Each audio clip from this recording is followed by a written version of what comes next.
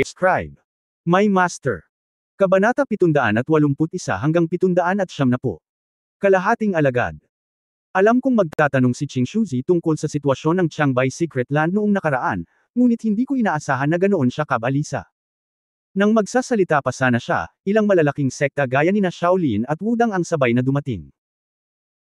Pinag-isipan ito ni Yang Yiyo at sinabi kay Qing Shuzi, Master Qingsho, ang bagay tungkol sa lihim na lupain ng Qiangbai noong nakaraan ay hindi maipaliwanag sa ilang salita. Pumasok ka muna. Pagkatapos ng Yunmen ceremony ko, ipapaliwanag ko sa inyo lahat, okay? Sinabi ni Yang Yiyo, hindi mabigla si Qing Shuzi, tumanggaw at sinabing, ayos lang. Pagkatapos ay pumunta si Yang Yiyo upang batiin ang mga tao mula sa ilang malalaking sekta, inanyayahan ng lahat na pumasok at maupo, at hayaang batiin sila ni Wang Zongren. Ngunit ibinaling niya ang kanyang mga mata at nakita ang ilang mga disipulo ni Wudang na nakatayo. Muli niya itong nilingon, at ito ay isang teenager na 16 o 17 taong gulang, sabik na nakatingin sa kanya na may basang mga mata. Bumaba si Yang Yiyan at nakitang pamilyar ang bata. Siya ay mula sa Wudang. Sina Wudang at Yunmen ay palaging may mabuting relasyon. Si Yang Yiyan ang nominal na ninuno ng Wudang. Kahit nawala si Yang Yiyan sa mga taong ito, hindi tumigil ang palitan ng Wudang at Yunmen. Noong mga panahong iyon, ang Wudang Mountain ang nasa ilalim ng mga pangunahing sekta sa sinaunang martial arts world, at may kakulangan sa talento. Pagkatapos ng insidente ng Qiangbai Mountain Secret Land, si Chenju at ang iba pa ay nasangkot sa space storm at pumasok sa mundo ng bundok at dagat. Simula noon, halos mawala na ang mga Wudang Masters. Kasama na ngayon, nakita ni Yang Yiyan ang ilang mga disipulo ni Wudang na sumusunod sa binata, at ang kanilang cultivation ay napakahirap din, at sila ay mga dark energy cultivator lamang. Nang itutok niya ang mata sa binata ay tuluyang nagningning ang mga mata nito. Sa grupo ng Wudang, ang binatang ito lamang ang magaling. Nasa gitna talaga siya ng foundation building.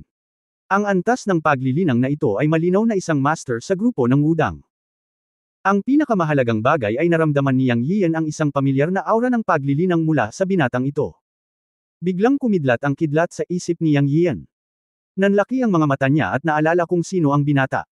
Sa oras na ito, tumingin ang gwapong binata kay Yang Yiyan at gumalaw ang kanyang mga mata. Lumuhad siya kay Yang Yiyan na may sinaunang etiquette, at 2 linya ng luha ang bumagsak. Siya ay yumuko kay Yang Yiyan ng may paggalang at sinabi, Wudang disciple, si Yuan Shaolei ay nagbibigay pugay sa ninuno. Si Shaolei ay yumuko sa dakilang ninuno. Tuwang-tuwa si Yang Yiyan. Tama siya. Ang binata sa kanyang harapan ay ang 9 na taong gulang na batang si Yuan Shaolei na nakilala niya noong pumunta siya sa Wudang. Sa oras na iyon, si Chenju at ang iba pa sa Wudang ay nakikipaglaban para sa posisyon ng punong guro ni Wudang. Si Yang Yiyan ang lumapit upang italaga si Yuan Shaolei at hayaan sina Chenju, Mingju at ang master ni Yuan Shaolei na si Chen Fengzi na sanayin si Yuan Shaolei upang maging bagong punong guro ng Wudang. Bilang tugon, tinuruan ni Yang Yiyan si Yuan Shaolei ng kaalaman sa alchemy, ang mga lihim na pamamaraan ng paghihiwalay ng apoy, Yuan Shenjing at iba pa. Ngayon, ilang taon na ang lumipas. 6 na taon na siyang nasa mundo ng bundok at dagat. Ang master ni Yuan Shaolei na si Chen Fengzi at Chenju, Mingju at iba pa ay nakapasok na rin sa mundo ng bundok at dagat at walang balita. Ang 9 na taong gulang na bata ay lumaki sa isang teenager na 15 o 16 sa isang kisap mata. Tumingin si Yang Yiyan kay Yuan Shaolei na tumanggo sa kanya ng may paggalang, at ang kanyang puso ay napuno ng damdamin. Bagamat walang master-disciple relationship ang dalawa, naipasa nila ang kanilang mga turo. Sa katunayan, si Yuan Shaolei ay kalahati ng kanyang disipulo. Ang bata ay mukhang malakas na ngayon, at ang kanyang pagkatao ay kalmado pa rin tulad noong siya ay bata pa. Kung ikukumpara sa nakaraan, malaki ang pag-unlad ng paglilinang ni Yuan Shaolei. Sa edad na 15 o 16, maaabot na niya ang gitnang yugto ng pagtatayo ng pundasyon at matatawag siyang batang henyo. May mga kahalili si Wudang. Tumingin si Yang Yiyan kay Yuan Shaolei na may luha sa kanyang mga mata, huminga ng malalim, at ngumiti. Masaya siyang nakilalang muli, ang matandang lalaki noon ay teenager na ngayon, si Shaolei, bumangon ka na. Sobrang miss ka ni Grandmaster Shaolei. Si Yuan Shaolei ay tinulungan ni Yang Yiyan matapos magbigay pugay. Mabuti, ngayon ay mabuti pa rin ang iyong pagtatanim, at hindi mo binaygo ang inaasahan ko sa iyo noon. Napakahusay. Ilang ulit na sinabi ni Yang Yiyan. Tuwang-tuwa si Yuan Shaolei nang marinig niyang nagsabi si Yang Yiyan ng maraming magagandang bagay. Siya ay nagpapasalamat at gumagalang kay Yang Yian, ang Panginoon ng Wudang. Matapos marinig na bumalik si Yang Yian sa Yunmen, agad niyang dinala ang mga disipulo ni Wudang pababa ng bundok sa Yunmen. Ang una ay ang pagbibigay-pugay sa dakilang master na iginagalang niya sa kanyang puso, at ang pangalawa ay ang pag-unawa sa sitwasyon ni Master Chen Fengzi at Uncle Chen Ju. Ang pagkawala ng mga Panginoon ng Wudang sa mga taong iyon ay naging dahilan upang mawala ang natitirang lakas ng Wudang. Kung hindi dahil sa pag-aalaga ni Yunmen kay Wudang sa mga taong ito, maaaring matagal nang nawala si Wudang sa sinaunang martial arts world. Sa kabutihang palad, natanggap niya ang mana ni Yang Yian, ang dakilang master, at ang kanyang paraan ng paglilinang ay tumaas araw-araw. Unti-unti siyang nakakuha ng lakas at sinuportahan ang hitsura ni Wudang. Tinawag din siyang bagong pinuno ng Wudang, na nagbigay daan kay Wudang na hawakan ang katayuan at pamana nito sa sinaunang martial arts world. Nagpasalamat si Yuan Shaolei kay Yang Yian, sa buong Yunmen, at sa buong Wudang. Hinawakan ni Yang Yian ang kamay ni Yuan Shaolei at tinanong ang sitwasyon ni Wudang nitong mga nakaraang taon. Gumaan ang pakiramdam niya. Kasama si Yuan Shaolei, ang bagong Wudang master na kalahati ng kanyang disipulo, tiyak na babangon si Wudang sa sinaunang martial arts world sa hinaharap. Nang magtanong si Yuan Shaolei tungkol sa sitwasyon ni Chen Ju, Chen Fengzi at iba pa, hindi gaanong nagsalita si Yang Yian, ngunit sinabi lamang, ang paglalakbay sa Qiangbai Secret Land sa taong iyon ay hindi maipaliwanag sa isa o dalawang pangungusap. Pagkatapos ng Yunmen ceremony, sasabihin ko sa inyo ang lahat ng sama-sama. Well, sinusunod lang ni Shaolei ang mga tagubilin ng dakilang master. Okay. Huwag kang magpigil sa harap ko. Sabi ko sa'yo kulang ka sa pagiging bata at sigla. Noong bata ka, para kang matandang bata. Ngayong ikaw na ang pinuno ng Wudang, lalo ka ng matanda. Dapat kang manatiling energetic at huwag palaging masyadong mabigat, na hindi maganda para sa iyong pagsasanay. Sinusunod ni Shaolei ang mga turo ng dakilang master. Magalang pa rin si Yuan Shaolei. Nako, kalimutan mo na, tumatanda ka na. Walang magawang ngumiti si Yang Yian. Habang nagsasalita siya, dinala niya si Yuan Shaolei sa kanyang upuan.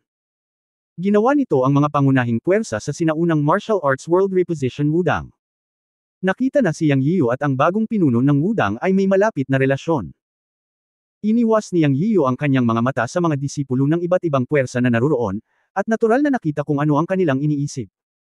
Ang Wudang ay orihinal na nasa ilalim ng 8 sinaunang sekta.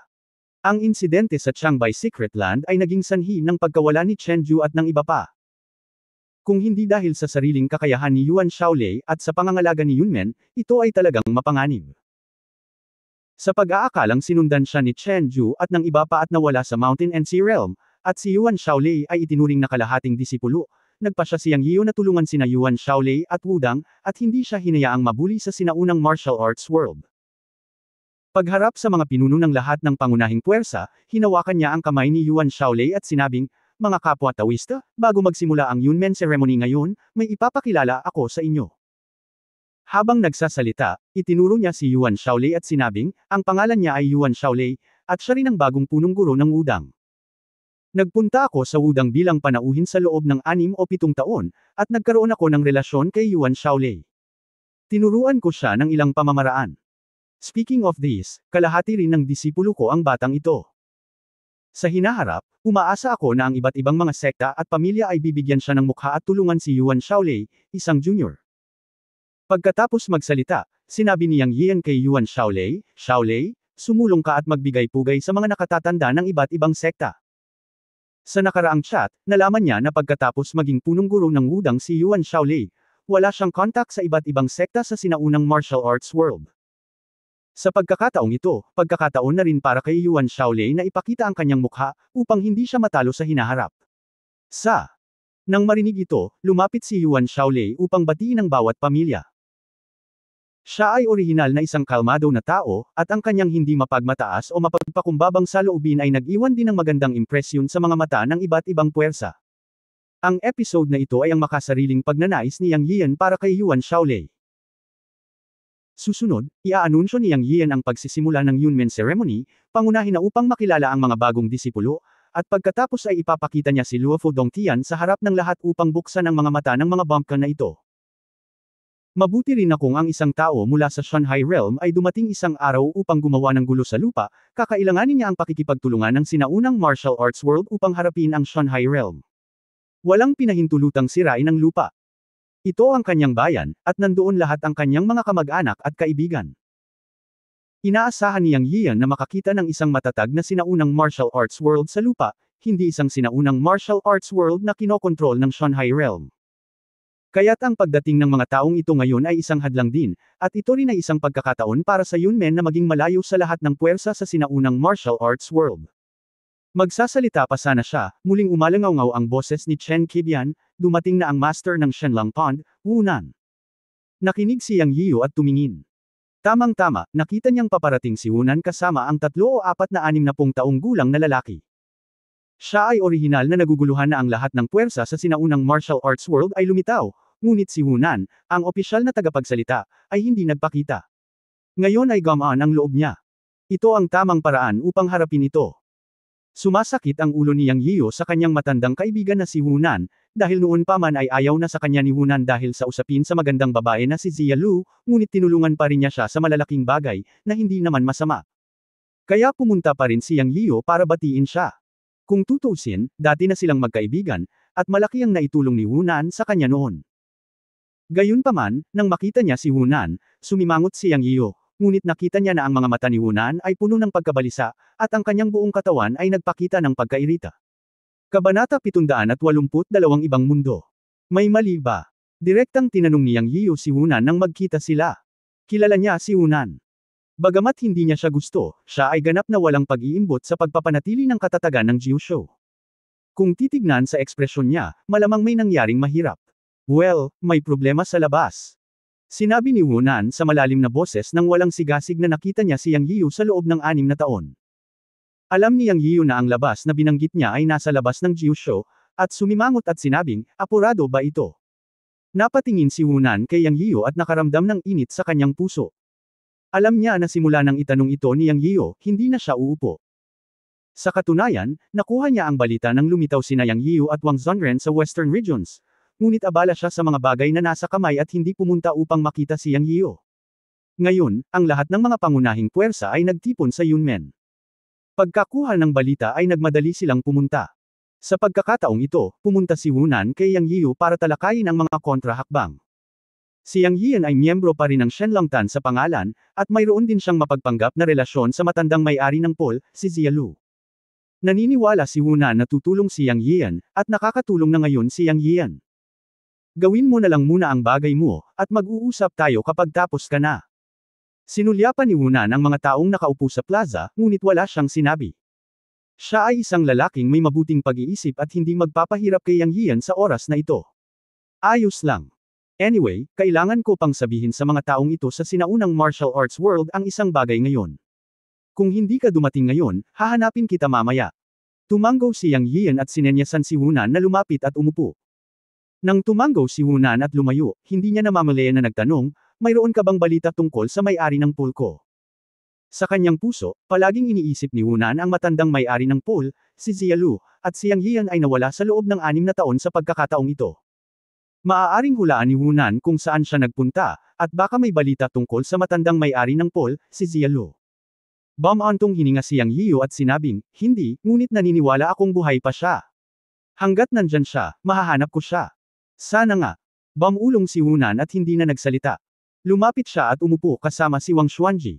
Pagkatapos umupo ni Wu Nan, tumingin si Yang Yiu sa venue. Lahat ng dapat dumating ngayon ay dumating. Bagamat pinaghalo ang mga bagay na pampubliko at pribado, ito ay ayon sa gusto niya. Ngayon, hindi lang niya kailangan na itulak si Yunmen sa isang transcendent na posisyon sa mata ng sinaunang martial arts world, na nalampasan ang lahat ng puwersa sa sinaunang martial arts world, at humarap sa mga posibleng panganib ng mga bundok at dagat sa hinaharap. Siya. Kailangan ding tuparin ang hiling ng kanyang lola at magbigay ng paliwanag sa mga babae. Babae. Bagamat pansamantalang nawala ang kanyang paglilinang, hindi ito naging hadlang sa kanya na bigyan ng daan-daang tao na naruroon ngayon ng paraan upang i-refresh ang kanilang pananaw sa mundo. Sa oras na ito, lahat ng nagmula sa sinaunang martial arts world ay itinuturing na saksi sa seremonya, na nasaksihan ang kapangyarihan ng Yunmen. At sa katunayan, sa mga mata ng lahat ng puwersang dumating, ang 500 disipulong Yunmen na nakatayo sa plaza ay nagbigay sa kanilang lahat ng matinding pagkabigla sa kanilang mga puso. Sa mata ng lahat, kalahati ng 500 mga disipulo ng Yunmen ay nakarating sa likas na foundation building. Gaano ito kakilakilabot? Ang bilang ng mga likas na disipulo sa buong sinaunang martial arts world ay malamang na kay Yunmen lang, tama ba? Lalo na matapos mawala ang ilang mga master at henyo mula sa mga pangunahing puwersa sa Qiangbei Secret Land 6 na taon na ang nakararaan, ang buong mundo ng sinaunang martial arts ay malubhang nasugatan. Aling sekta ngayon ang may napakaraming likas na disipulo gaya ni Yunmen? Meron. More than 200 na talaga sila. Natatakot ako na kahit si Kunlun, ang big boss ng sinaunang martial arts world, ay wala nito. Ang mga disipulo ng iba't ibang puwersa ay tumingin sa mga disipulo ni Yunmen na nakatayo sa plaza, at bawat isa sa kanila ay napuno ng matinding pagkabigla. Ngunit ang mas nakakagulat na bagay ay darating pa rin. Dahan-daang sinabi ni Yang Yian, salamat sa lahat ng pumunta para panuurin ang Yunmen Grand Ceremony ngayon. Alam ko rin ang layunin ng pagdating ng lahat, ngunit mangyaring maghintay ng ilang sandali. Pagkatapos makumplito ang Yunmen Grand Ceremony, ipapaliwanag ko sa iyo ang tungkol sa Qiangbei Secret Land sa taong iyon. Pagkatapos magsalita ni Yang Yian, pumunta siya sa rebulto ng ninuno sa gitna ng plaza at sabay na sinabi, lahat mula sa Yunmen, halika at sambahin ang ninuno. Sa utos, ilang babae ang lahat na lumabas at isa-isang tumayo sa likuran niya. Sa sandaling ito, ang mga pinuno ng iba't ibang sekta na nakaupo sa platform ng panunood ay humihinga ng mas malamig. Sa kanilang mga mata, ang bawat babae sa paligid ni Yang Yiu ay may likas na paglilinang, at ang paglilinang ng Lu Zuoxi, Dugu Walking, at Wang Zongren ay mas mahirap para sa kanila na makita. Nangangahulugan lamang na sila ay nasa tugatog ng katutubo o lampas sa likas na pag-iral. Siyempre, ito ang iniisip ng karamihan. Iilan lamang sa mga tao na nakarating sa virtual realm ng martial arts cultivation, tulad ng Wang Xuanji, Yuan Ju Shi Tai, Qing Shuzi, at iba pa. Ang nasa estado ng kalituhan. Sa mga mata ng mga sinaunang martial artist na ito sa virtual realm, hindi nila makita sa pamamagitan ng paglilinang ng Lu Zuoxi at Wang Zongren. Tanging ang Dugu Walking lamang ang aktwal na katumbas ng kanilang cultivation, na siyang rurok ng virtual realm. Ang 3 tao ng Yunmen lamang ay nadaig na ang buong mundo ng sinaunang martial arts. Walang sino man sa kanila ang nang-ahas na isipin kung anong uri ng paglilinang si Yang Yiu, ang Panginoon ng Yunmen. Sa mga mata ng mga taong ito, si Yang Yiu ay walang anumang paglilinang sa oras na ito, ngunit sa katunayan, ang kanyang paglilinang ay napakataas na walang sinuman sa kanila ang makapag-isip nito. Sa oras na ito, hindi pinansin ni Yang Yiu ang iniisip ng mga manunood at nagsimulang sabihin ang pinagmulan ng Yunmen sa 500 disipulo ng Yunmen. Ito ay walang iba kundi ang katotohanan at kasinungalingan sa kanyang isipan, ngunit ito ay upang tipunin ang pakiramdam ng pag-aari ng mga disipulo ng Yunmen. Anyway, siya lang ang nakakaalam ng pinanggalingan ng Yunmen, kaya nasabi niya ang kahit ano. Sa kwento ni Yang, si Yunmen ang supreme super sect sa mundo, at ang founder na si Yun Changxi ay isang tunay na maladyos na figure. Implicitly niyang ipinahayag sa lahat ng mga disipulo ang hinaharap na direksyon ng Yunmen sa daan ng paglilinang. Sinabi niya na ang daigdig na ito ay napakalawak, at hindi lamang ang pag-iral ng lupa, kundi pati na rin ang mundo ng mga tunay na magsasaka sa labas ng lupa.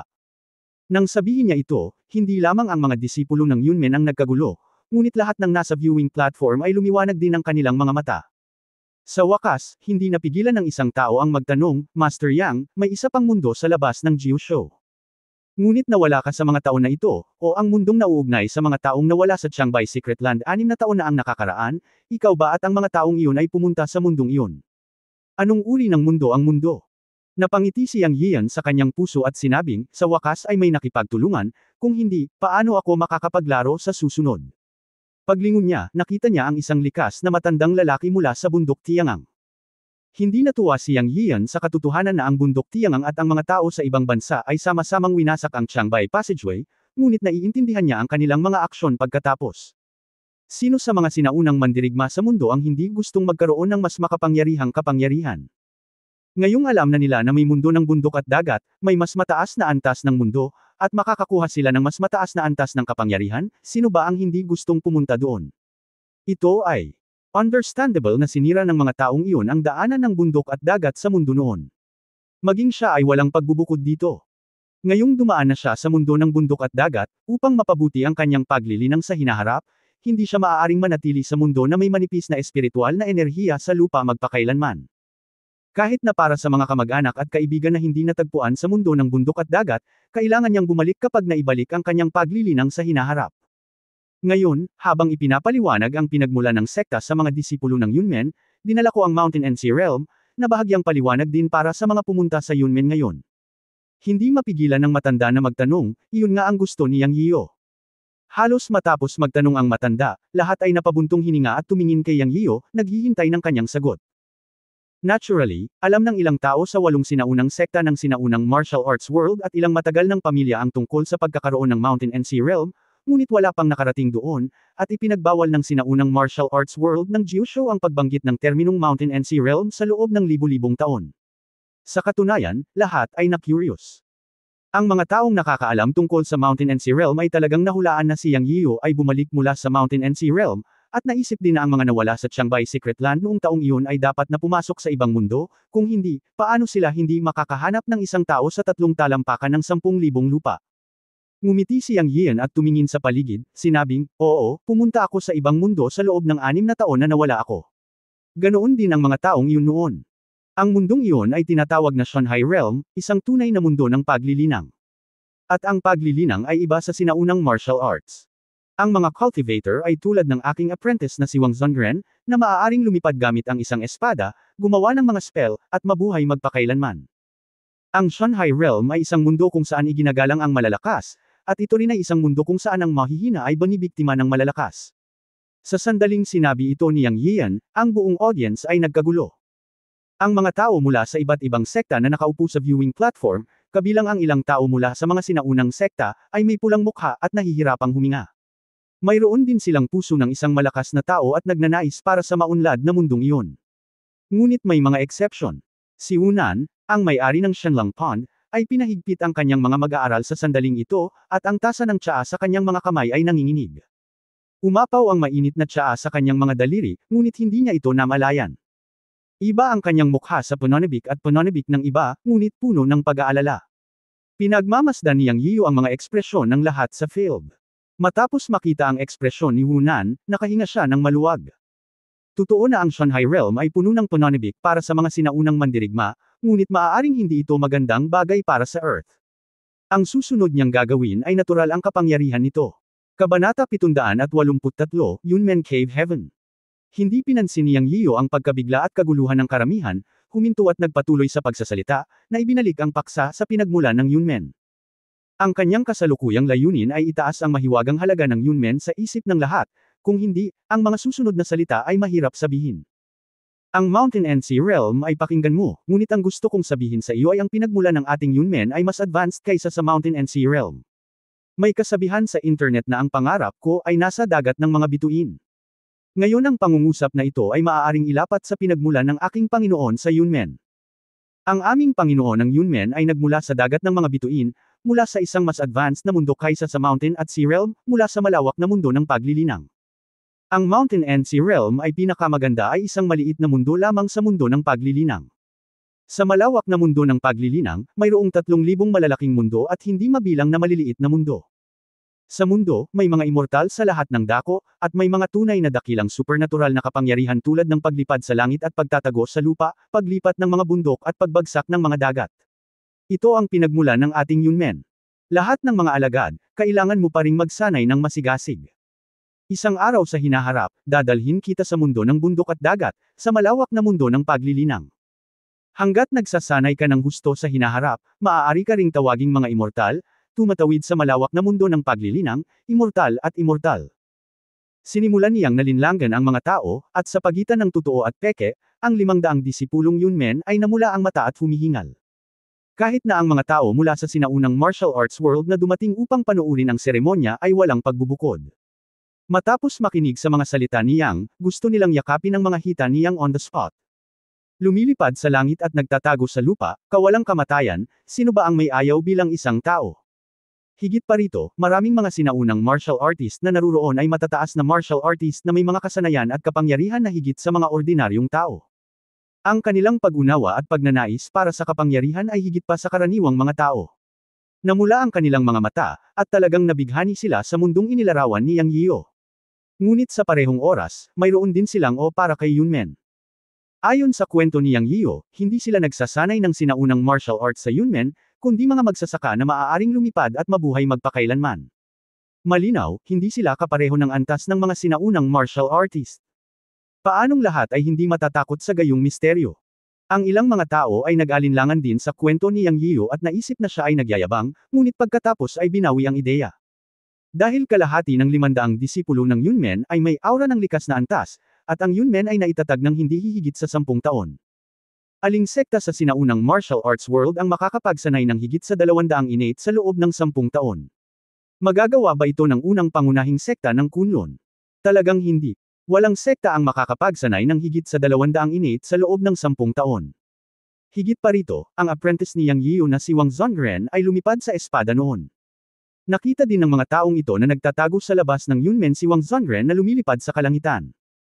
Ang mga sinaunang martial artist sa virtual realm ay maaaring lumipad sa kalangitan, ngunit may limitasyon sa oras. Sa madaling salita, ito ay isang maikling paglipad. Sino ang maaaring lumipad ng higit sa 10 milya gamit ang espada tulad ni Wang Zongren at bumalik sa isang iglap? Hindi ito magagawa ng mga sinaunang mandirigma. Nakakatakot isipin. Walang nagbigay pansin kay Yunmen noon, at akala ng lahat ay wala lang. Ngayon isipin mo ito, si Yunmen ay sobrang nakakatakot. Mahigit 200 alagad lamang na may likas na lakas ang kayang walisin ang buong mundo ng sinaunang martial arts.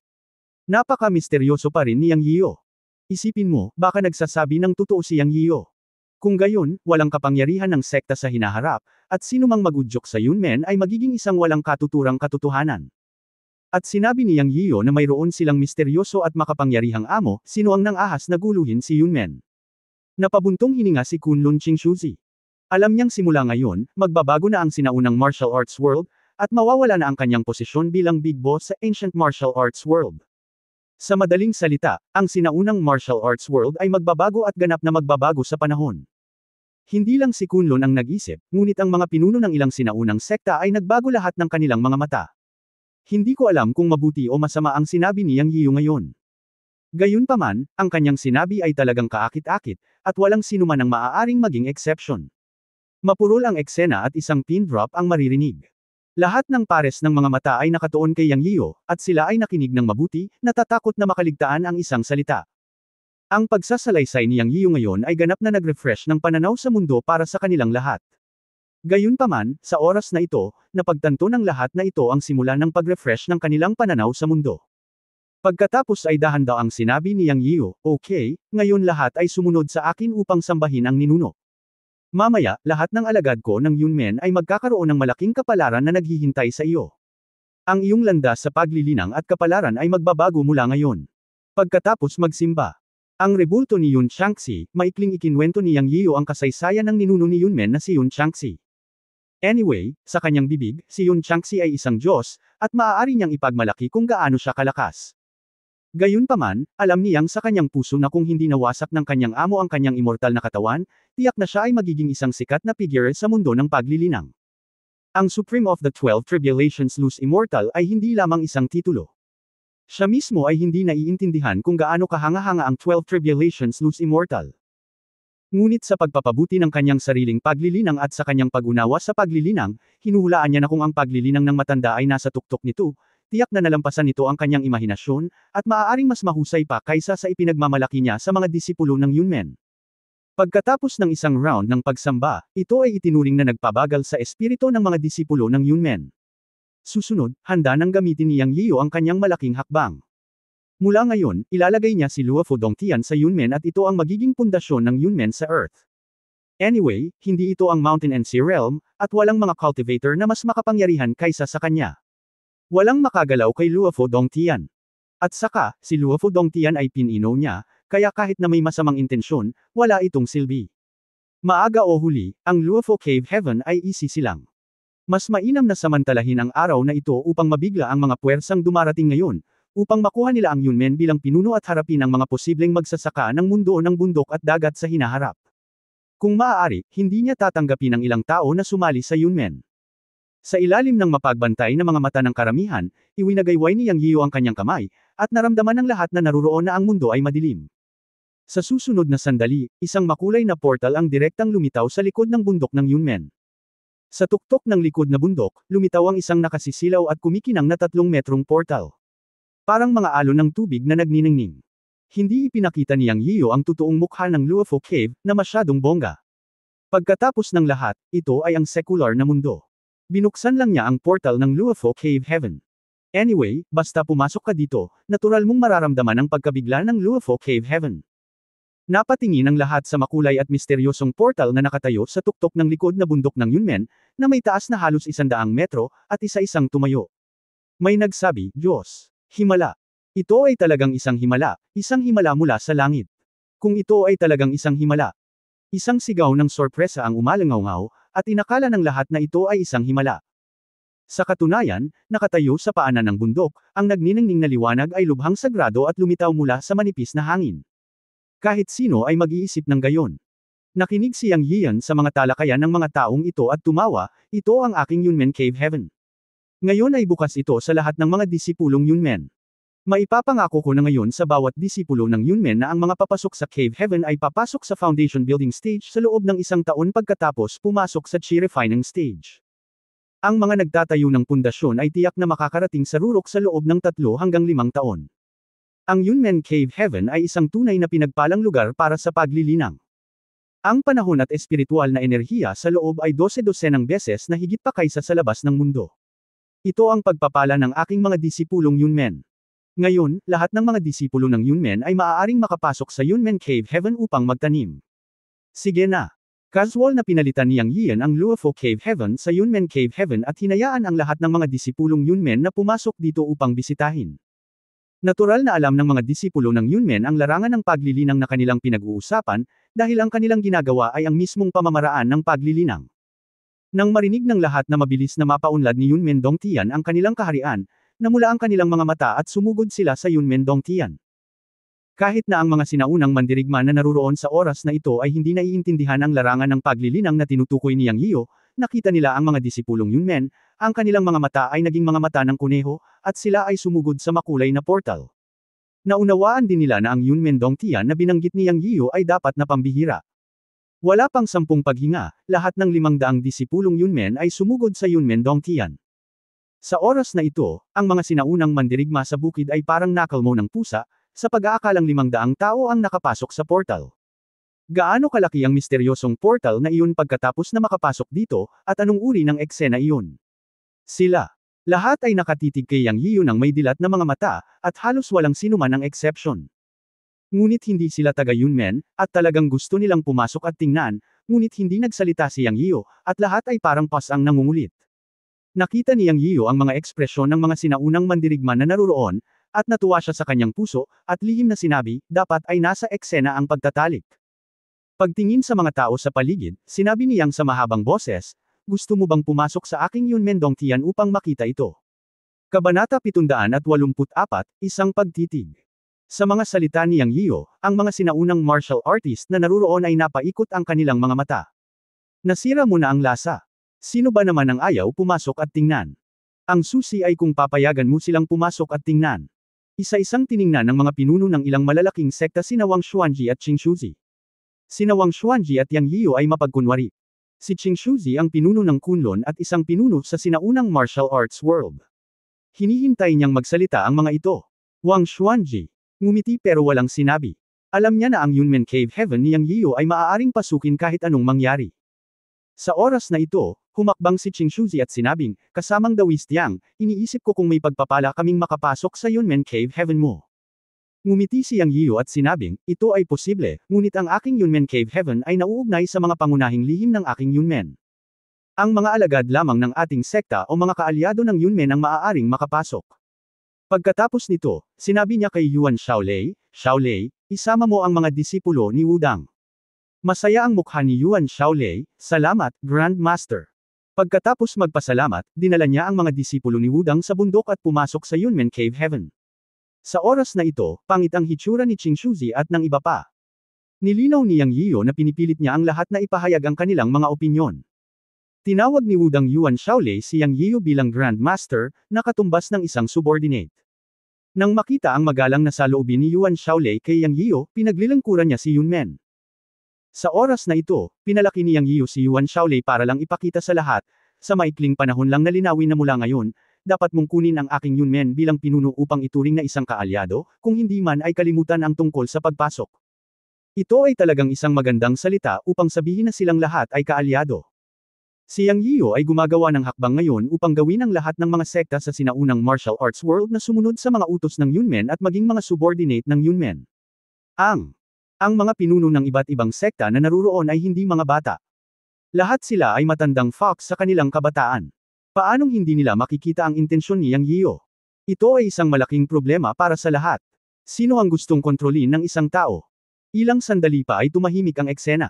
Hindi nagmamadali si Yang Yiyo, ngunit maaari pa rin siyang magdagdag ng panggatong sa apoy. Mabagal niyang sinabi, kung gusto mong malaman ang tungkol sa Qiangbei Secret Land at ang balita ng mga henyo at master ng iyong mga sekta, mangyaring pumasok sa Yunmen Cave Heaven. Sasabihin ko sa iyo ang tungkol sa nakaraan sa Yunmen Cave Heaven. Sa sandaling lumabas ang mga salitang ito, lahat ay nagmulat ng kanilang mga mata. Isa lang itong hubad na tukso. Sino sa mga sekta sa dojo ngayon ang hindi gustong malaman kung ano ang nangyari sa nakaraan? Sino ba naman ang hindi gustong malaman ang tungkol sa mga taong nawala sa sarili nilang sekta? Bawat isa sa kanila ay henyo ng sekta. Ang pagkawala nila noon ay nagdulot ng malaking pinsala sa sigla ng bawat sekta. Ngunit sa sandaling ito, ang mga salita ni Yang Yiyo ay sadyang walang kahihiyan, at nakuha nila ang atensyon ng lahat.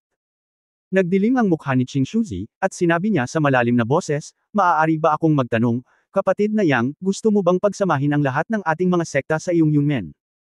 Ang pangungusap na ito ay katumbas ng paglilinaw ng sabay-sabay, at sa parehong oras, ang mukha ng lahat ay nagdilim, at tumingin sila kay Yang Yiyo ng may kaba. Nang marinig ito ni Yang Yiyo, bumulong siya sa kanyang puso, mas mabuting gawin ito. Pero may iniisip lang siya. Imposibleng hayaan ang lahat ng puwersang ito sa sinaunang martial arts world na sumali sa Yunmen. Bagamat sila ay pamana ng mga sinaunang martial artist, sila rin ay mga sekta na may mahabang pamana. Paano sila susuko na lang? Kaya nakilala ni Yang Yiyo ang katotohanan. Ang gusto niya ay walang iba kundi ang mga sekta na ito na sumusunod sa utos ng Yunmen, upang ito ay sapat na upang harapin ang krisis sa mga bundok at dagat sa hinaharap. Sa pagtingin kay Qing Shuzi, tumawa si Yang Yiyo at sinabing, Master Qingshu, masyado kang nag-aalala. Sa totoo lang, hindi ko sineseryoso ang kapangyarihan ng sinaunang martial arts world.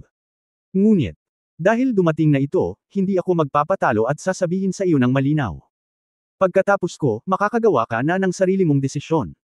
Huminto si Yang Yiyo dito, at pagkatapos ay sinabi sa malalim na boses, maaaring isipin mo na ang Mountain and Sea Realm na binanggit ko noon ay maluwalhati, ngunit sa katunayan, ang Mountain and Sea Realm ay puno ng mga cultivator.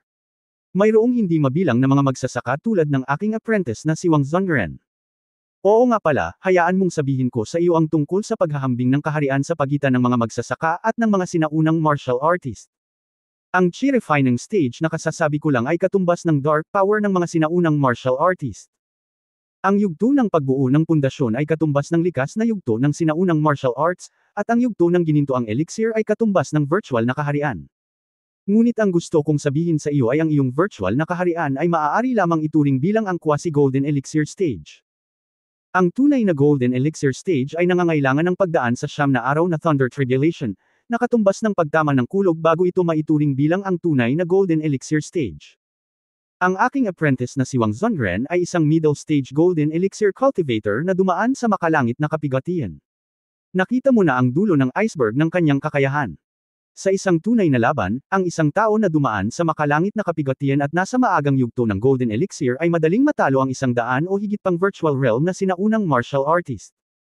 Kaya, ang gusto kong sabihin sa iyo ay ang mga magsasaka sa Mountain at Sea Realm ay malamang na makahanap ng iba. Ang channel ng Mountain and Sea Realm ay pumapasok sa ating Earth. Sa palagay mo ba ay magiging sakuna ito para sa Earth? Marahil ay sasabihin mo na kahit na ang mga magsasaka ng Mountain at Sea Realm ay dumating sa Earth, hindi ito mahalaga. Hindi sila papatay ng sinuman. Masasabi ko sa iyo ng responsable na ang mga magsasaka ng Mountain and Sea Realm ay lalaban para sa kanilang sariling interes at ang dugo ay dadaloy na parang ilog. Sa paningin nila, langgam lang ang mga ordinaryong tao. Hindi mahalaga kung gaano karaming tao ang namamatay. Ang pakikibaka sa pagitan ng mga magsasaka ay 100 beses at 1,000 beses na mas malupit kaysa sa iyong maiisip. I swear hindi ko sinusubukan na takutin ka. Hindi ko kailangang magsinungaling sa iyo. Ang dahilan kung bakit hiniling ko sa iyo na ipahayag ang iyong mga opinyon ngayon ay hindi para isama ang iyong mga sekta. Ako. Hindi ang gate, ngunit nais kong maghanda para sa mga darating na magsasaka na pumasok sa lupa. Ako, si Yang Yiyan, ay isang tagalupa. Ang aking mga kamag-anak at mga kaibigan ay narito lahat, kaya't hindi ko nais na makita ang aking bayan, mga kamag-anak at kaibigan na sinasaktan ng mga makapangyarihang magsasaka, kaya't pinangangalagaan ko ang aking bayan. Para mapilitan kang ipahayag ang iyong posisyon, para sabihing tahasan, ito ay para lamang pag-isahin ang sistema ng militar sa mundo, huwag mo talagang hayaang dumating ang araw na iyon, may mangganggunan sa mga tao mula sa mundo ng bundok at dagat para saktan ang aking bayan. To be frank, magiging strong din ako for once. Pangungunahan ng Yunmen ang militar ng lupa sa hinaharap. Ang mga sumusunod sa mga utos at kaayusan ay mga kaalyado ng Yunmen, kung hindi man sila ay mga kaaway ng Yunmen. Nang sabihin ni Yang Yian ang huling pangungusap, ang kanyang boses ay malamig at puno ng pagpatay na layunin. Ang mga salita ay ginawang malinaw. Susunod, ito ay depende sa kung ang mga taong ito ay nambobola o hindi. Pagkatapos magsalita ni Yang Yio, lahat ng sinaunang martial artist ay mukhang hindi sigurado. Kung totoo ang sinabi ni Yang Yio, sa kasalukuyang lakas ng Yunmen, maaari nga niyang pag-isahin ang buong mundo ng sinaunang martial arts at maupo bilang pinuno ng mundo ng martial arts. Ngunit hindi kaaya-aya na hayaan ang lahat na kontrolin ng iba. Ang ilan sa mga taong ito ay naging mga Panginoon sa buong buhay nila. Paano sila sumuko dahil sa mga salita ni Yang Yio? Pagkatapos magsalita ni Yang Yio, may biglang tumalon. Humph, basa ka pa sa likod ng tenga. Noong nasa martial arts world si Lolo, ni hindi mo alam kung saan maglalaro sa putikan. Sinusubukan mong lokohin ang mga tao sa pamamagitan ng paggawa ng ilang mga trick para linlangan ang mga tao. Biro lang. Aalisin ni Lolo ang iyong mga panlilinlang ngayon at tingnan kung ano ang iyong sasabihin. Ang nagsalita ay isang matandang parang tore na bakal na nakasuot ng damit ni Ma at may maliit na tirenta sa ulo. Mukha siyang nasa katanghaliang gulang at direktang nagmura na may init ng ulo. Ang taong ito ay isang elder ng Miao Village ng 8 Great Sects. Pinatay ni Yang Yian ang master ng Miao Village sa Changbai Mountain. Sa kasamaang palad, ang balita ng pagpatay kay Yang Yian sa Changbai Mountain ay nalik dahil sa pagbagsak ng Changbai Secret Land. Kung hindi sasabihin ng elder ng Miao Village.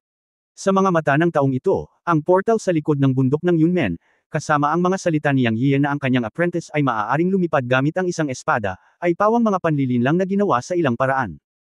Sa sinaunang martial arts world, may mga kakaiba at matuwid na tao na maaaring gumamit ng ilang mga trick na hindi maintindihan ng mga ordinaryong tao.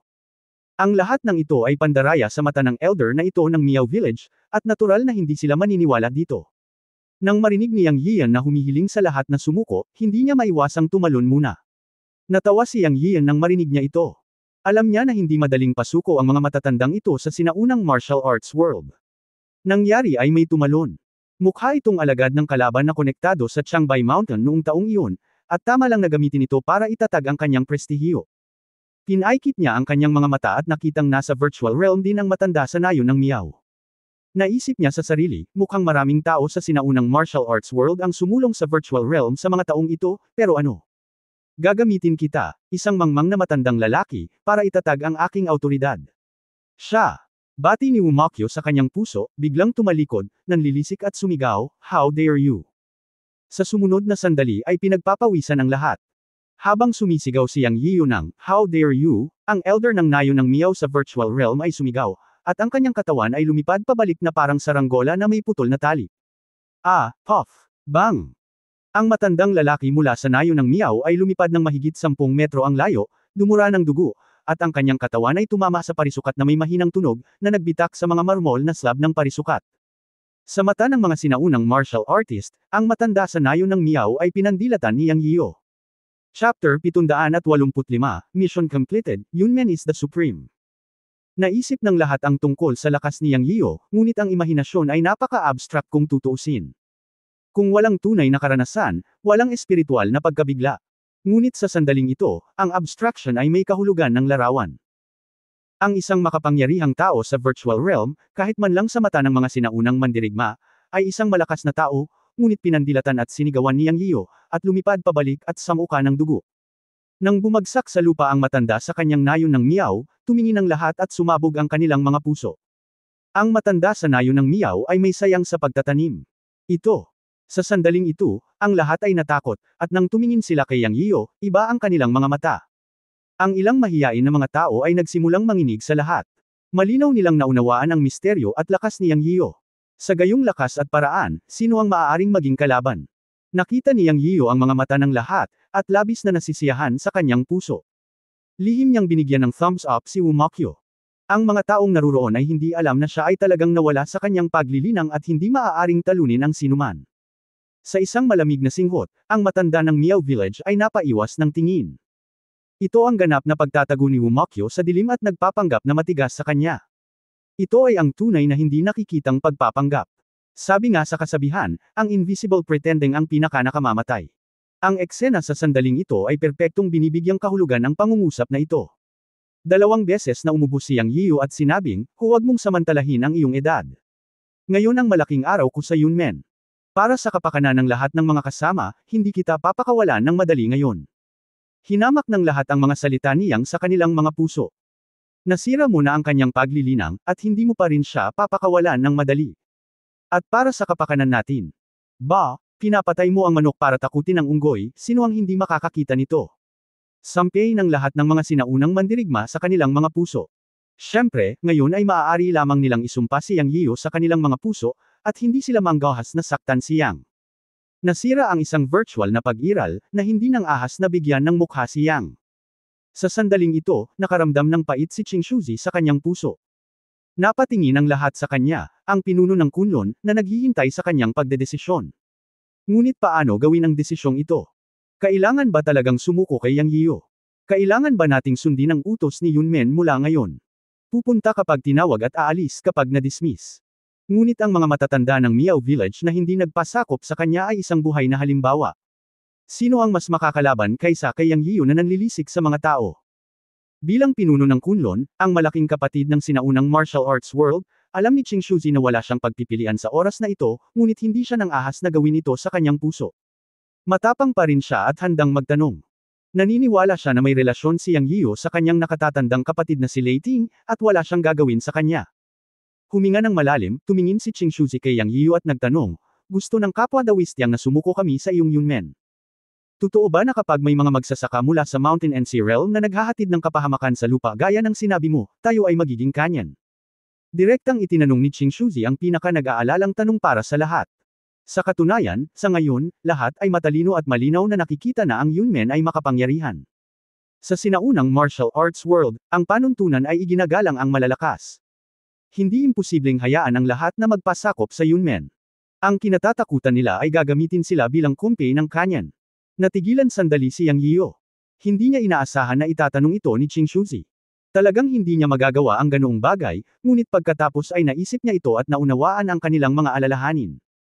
Totoong sa labanan ng mga magsasaka, hindi sapat ang martial arts ng mga sinaunang mandirigma. Sa oras na iyon, itutulak sila ng Yunmen ni Yang Yiyu bilang kumpi ng kanyan para sa pangangalaga. Hindi imposibleng isipin ito. Ngunit si Yang Yiyu ay hindi ang uri ng tao na gumagamit ng buhay ng tao upang punan ang hukay para sa kanyang sarili. Naitanong niya sa sarili na bagamat hindi siya mabuting tao, hindi rin siya masamang tao. Ngumiti siya at sinabi, maaari akong sumumpa na kung ang lahat ng puwersa sa sinaunang martial arts world ay susunod sa utos ni Yunmen, kung may ganoong araw, hinding-hindi kita itutulak palabas bilang kanyan. Ako, Yang Yian, hindi ko kaya. Sinabi ko noon na pag-isahin natin ang lahat sa isang lubad para lamang harapin ang posibleng malaking digmaan ng paglilinang sa hinaharap, upang maprotektahan ang ating tinubuang bayan kung saan tayo naninirahan sa mga henerasyon. Ang iyong mga alalahanin ay ganap na hindi kailangan. Kung may digmaan, ito ang magiging pangunahing puwersa ng aking Yunmen. To put it bluntly, ang iyong mga kasanayan ay talagang hindi ang mga kalaban ng paglilinang, kahit na pumunta ka bilang kanyan kumpa, ito ay walang silbi. Kaya't ang iyong mga alalahanin ay hindi kailangan, at maipapangako ko sa lahat na ang gusto ko ay ang pag-iisa ng sinaunang martial arts world, hindi ang pagsasanib ng iyong mana. Bilang karagdagan, ang panlabas na lugar ng Yunmen Dongtian ay maaring mabuksan sa mga kalyadong puwersa, at ang bawat puwersa ay maaaring magbigay ng 100 lugar ang magagamit para sa iyong mga disipulo upang magsanay sa Yunmen Cave Heaven para sa 1 taon bawat isa. Pagkatapos ng 1 taon, ang pinakamagaling sa kanila ay bibigyan ng Yunmen ng ilang libreng table tasks, para sabay tayong sumulong at sabay na sumulong at umatras. Sinabi ko noon na hindi mahirap para sa mga disipulo ng Dark Energy na pumasok sa likas na kaharian basta't hindi masama ang kanilang kakayahan pagkatapos mag-practice sa Yunmen Cave Heaven. Pagkatapos mong makapasok sa Yunmen Cave Heaven, natural mong malalaman kung totoo o mali ang sinabi ko. Ngayon ay maaari kang pumili sa iyong sarili. Ang mga handang makipag-alyansa sa Yunmen ay maaaring makapasok sa Yunmen Cave Heaven. Hindi ko pipilitin ang mga ayaw, at hindi ko pahihirapan ng sinumang pamilya o tao. Gayunpaman, kung may mangyari sa hinaharap, maaaring piliin ni Yunmen na tumabi at panoorin ang mga hindi kaalyado. Mga kapwa Daoist, mangyaring gumawa ng iyong sariling pagpili. Sa pagkakataong ito ay natapos ni Yang Yiyo ang kanyang mga salita at tumigil sa pagsasalita, naghihintay sa mga taong ito na gumawa ng kanilang sariling mga desisyon. Si Qing Shuzi at ang iba pa ay nakinig sa mga salita ni Yang Yiyo, at nagsimulang magningning ang kanilang mga mata. Dahil nanumpa si Yang Yiyo na hindi niya gagamitin ang kanilang mga sekta bilang kumpi ng kanyan, nawala ang alalahanin ng lahat. Ang punto ay ang mga kondisyong sinabi ni Yang Yiyan ay masyadong mapang-akit, at halos walang pagtutol.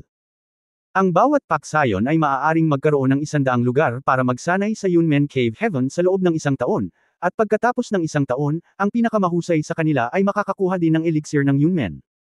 Isa lang itong magandang bagay na nahulog mula sa langit, at ang kailangan ni Yang Yiyan ay hayaan ang lahat na igalang si Yunmen. Mabait talaga ang approach niya. Sino ba naman ang hindi gugustuhing tumulong sa iba't ibang sekta para mapaunlad ang kanilang kapangyarihan? Kung hindi ka sumasang-ayon, ito ay talagang walang utang na loob.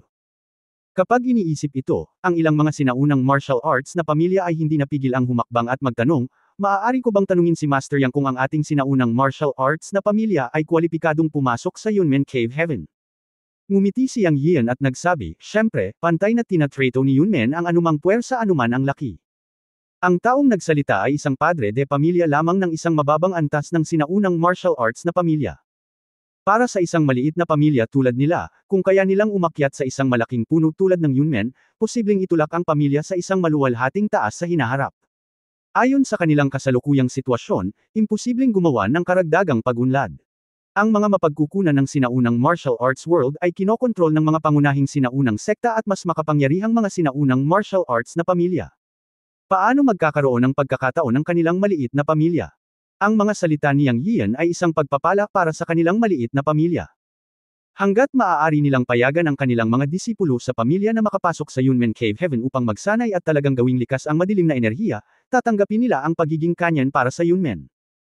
Kaya't nang marinig ng pinuno ng maliit na pamilya ang mga salita ni Yang Yiyo na pantay-pantay ang pakikitungo sa lahat, agad siyang yumuko at ikinumpas ang kanyang mga kamao at sinabi, ang pamilyang Southeast Shu ay handang sumulong at umatras kasama si Yunmen, sumunod sa utos ni Yunmen, at gawin ang aming makakaya. Ang unang taong magsalita ay isang magandang simula. Magiliw na ngumiti si Yang Yiyo at tinulungan ang lalaki na tumayo at sinabing, masyadong magalang si Master Shu. Isama mo ang iyong mga disipulo sa pamilya Shu. Pagkatapos magsalita, huminto siya at sinabing, well, sa tingin ko si Master Shu ay nasa rurok ng dark energy at isang hakbang lang ang layo mula sa likas. Paano ba naman ito, bago ka umalis, bibigyan kita ng tableta para masigurado na makakalusot ka sa katutubo. Nagulat dito ang pamilya Shu. Dumating din bigla ang kaligayahan. Matapos mamulat, halos lumuhad sila kay Yang Yiyo. Ang likas ay isang pangunahing hadlang para sa mga sinaunang mandirigma. Mahigit 10 taon na siyang na-stuck sa peak of dark energy. Kung talagang hahayaan siya ni Yang Yiyo na masira ang likas, handa siyang magtrabaho para sa kanya tulad ng isang baka o isang kabayo. Nagpasalamat siya ng todo at umalis. Matapos ang nangyari sa pamilya Shu, ang iba pang mga sinaunang martial arts na pamilya ay hindi na makaupo. Sunod-sunod silang lumapit upang ipahayag ang kanilang pagpayag na igalang si Yunmen bilang boss, at isa-isang nagmura at nagmura. Nakakalungkot na hindi ipinangako ni Yang Yiyo ang elixir. Ang unang tao na sumubok ng bago ay palaging ang una. Bakit hindi ko sinabi sa iyo na ipahayag ang iyong posisyon ng mas maaga? Nang makitang tapos na ang sitwasyon, pinabayaan lang ito ng ilang sinaunang sekta. Kung iginagalang nila si Yunmen bilang boss kanina, maaari silang makakuha ng ilang benepisyo mula kay Yang Yiyo. Kung hindi sila makikipagtulungan, baka malinlang sila ni Yang Yiyo, at magiging mahirap ang kanilang buhay. Kaya walang duda na si Kunlun Qingxuzi ay bumantong hininga at sumuko, at pagkatapos ay sumuko ang isang pamilya. Sa ngayon, nakamit na ang layunin ni Yang Yiyo. Maliban sa mga taong humarap sa nayon ng Miao na inutusan ni Yang Yiyo na umalis, walang sinuman mula sa ibang puwersa ang umalis, at lahat ay pumasok sa Yunmen Cave Heaven. Natapos ang misyon, si Yunmen ang boss. Matapos ang pakikitungo sa mga sinaunang martial artist, itinuon ni Yang Yiyo ang kanyang paningin sa mga pamilya ng kababaihan. Kabanata 786 sa aking pangalan. Sa sandaling ito, labis na ipinagmamalaki ni Yang Yiyan, at ang mga mata ng ilang pamilya ay puno na ng hindi paniniwala. Ngumiti si Yang Yiyan at lumapit upang batiin ang bawat pamilya ng magalang at hiniling na pumunta sa Yunmen Dongtian kasama niya. Maging ang ina ni Ning Ke ay hindi sila pinabayaan at pantay ang pakikitungo sa kanila. Sobrang naantig nito si Ning Ke, at tiningnan niya si Yang Yiyan nang may lamang. Alam niya na ginawa ito ni Yang Yian dahil ayaw niyang mapahiya siya. Tungkol naman sa pagkakaroon ni Luofo Dongtian, tanging sina Wang Zonren at Wu Mokyo sa dilim ang nakakaalam nito sa buong Yunmen. Hindi pa sinabi ni Yang Yian kahit kanino mula nang bumalik siya. Kasama ang ilang babae at lola. Pagkatapos ay sinuportahan niya ang lola at pinangunahan ang ilang kababaihan at ang kanilang mga pamilya sa Yunmen Dongtian. Makikita na maraming pamilya ang labis na nabigla sa kanyang mga pamamaraan ngayon, maliban sa pamilya ni Dugu Waking at sa pamilya ni Jiaonan at Wang na mga sinaunang mandirigma, medyo maganda ang kanilang mga ekspresyon. Ang ibang mga pamilya, maging ang mga magulang ni Ningke, ay mukhang hindi makapaniwala, kasama ang mga magulang ni Bu Qingmei, Lin Huan, at ang mga magulang ni Yuan Jinfeng ay labis na nabigla. Ang mga pamilya ng ilang kababaihan, maliban sa ina ni Ouyang Yuking, ay naruroon lahat. Sa sandaling ito lamang nila napagtanto na si Yang Yian, ang kanilang manugang, ay napakagaling. Nakita ni Yang Yian ang mga ekspresyon ng mga pamilya at ngumiti sa kanyang puso. Hahayaan niya silang maranasan ang pagkabigla kapag pumasok sila sa Yunmen Cave Heaven mamaya. Nang suportahan niya ang kanyang lola sa pasukan ng Yunmen Cave Heaven, hindi rin makapaniwala ang kanyang lola. Ngayon, nakita na niya ang misteryo at kakayahan ng kanyang apo. Tuwang-tuwa siya at bamulong, anong balak mo, bastard ka? Ngumiti si Yang Yian at sinabing, hehe, kung gusto mong tanggapin ako ng mga pamilya bilang kanilang manugang at tanggapin ako at sila ay magsasamang magpakasal, dapat mong sirain ang kanilang karaniwang pag-iisip. Ngayon, ako, ang iyong apo, ay gaganap bilang isang Diyos sa mata ng mga ordinaryong tao. Kung gayon ang mga dakilang bagay ay maaaring magawa. Bastos ka, ang dami mong baluktot na ideya. Dahil maganda ang plano mo, huwag mong sabihin sa lola mo at ipag-alala siya sa wala. Marahan niyang tinapik si Yang Yian sa ulo habang nagsasalita. Kasalanan ng apo ko. Hindi ba't sinasama nito si lola sa aming hardin sa likod? Haha, ngumiti si Yang Yiyo at pinasaya si lola. Nang marinig ni lola ang sinabi ng apo, tumawa at napag-alitan si lola, ngunit hindi na nagtanong pa. Alam niyang lumaki na ang apo niya. Puno rin siya ng mga inaasahan tungkol sa kung ano ang ginawa ng makulay na portal na ginawa ni Yang Yiyo. Inaasahan niya na ang ipinakita ng kanyang apo sa mga pamilya ng mga batang babae ay matanggap nila ang kasal sa pagitan ng kanyang apo at mga babae. Sinuportahan ni Yang Yiyo ang kanyang lola at sinabihan ang lahat na huwag matakot at magpahinga at pumasok sa portal ng Yunmen Dongtian. Matapos makapasok sa Yunmen Dongtian, sa susunod na sandali, muling iminulat ng lahat ang kanilang mga mata sa bahagyang pagkahilo. Pagkatapos sila ay malalim na nabigla. Nakita ko ang mga bituin na nakasabit sa langit sa itaas ng aking ulo, isang malawak at nakakasilaw na tanawin. Maliwanag na araw, ngunit nakita ko ang mga bituin sa langit. Paano kakaiba ito? Sa paningin ay walang katapusang mga bundok, makakapal na gubat, at matatayog na puno na dumiretso sa mga ulap.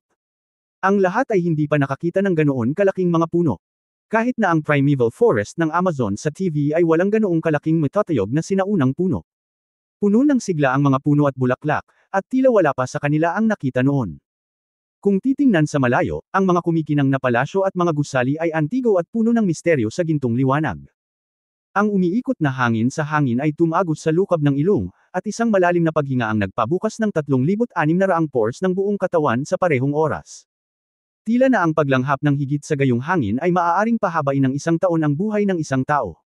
Ang ganitong lugar ay halatang hindi ang labas ng mundo.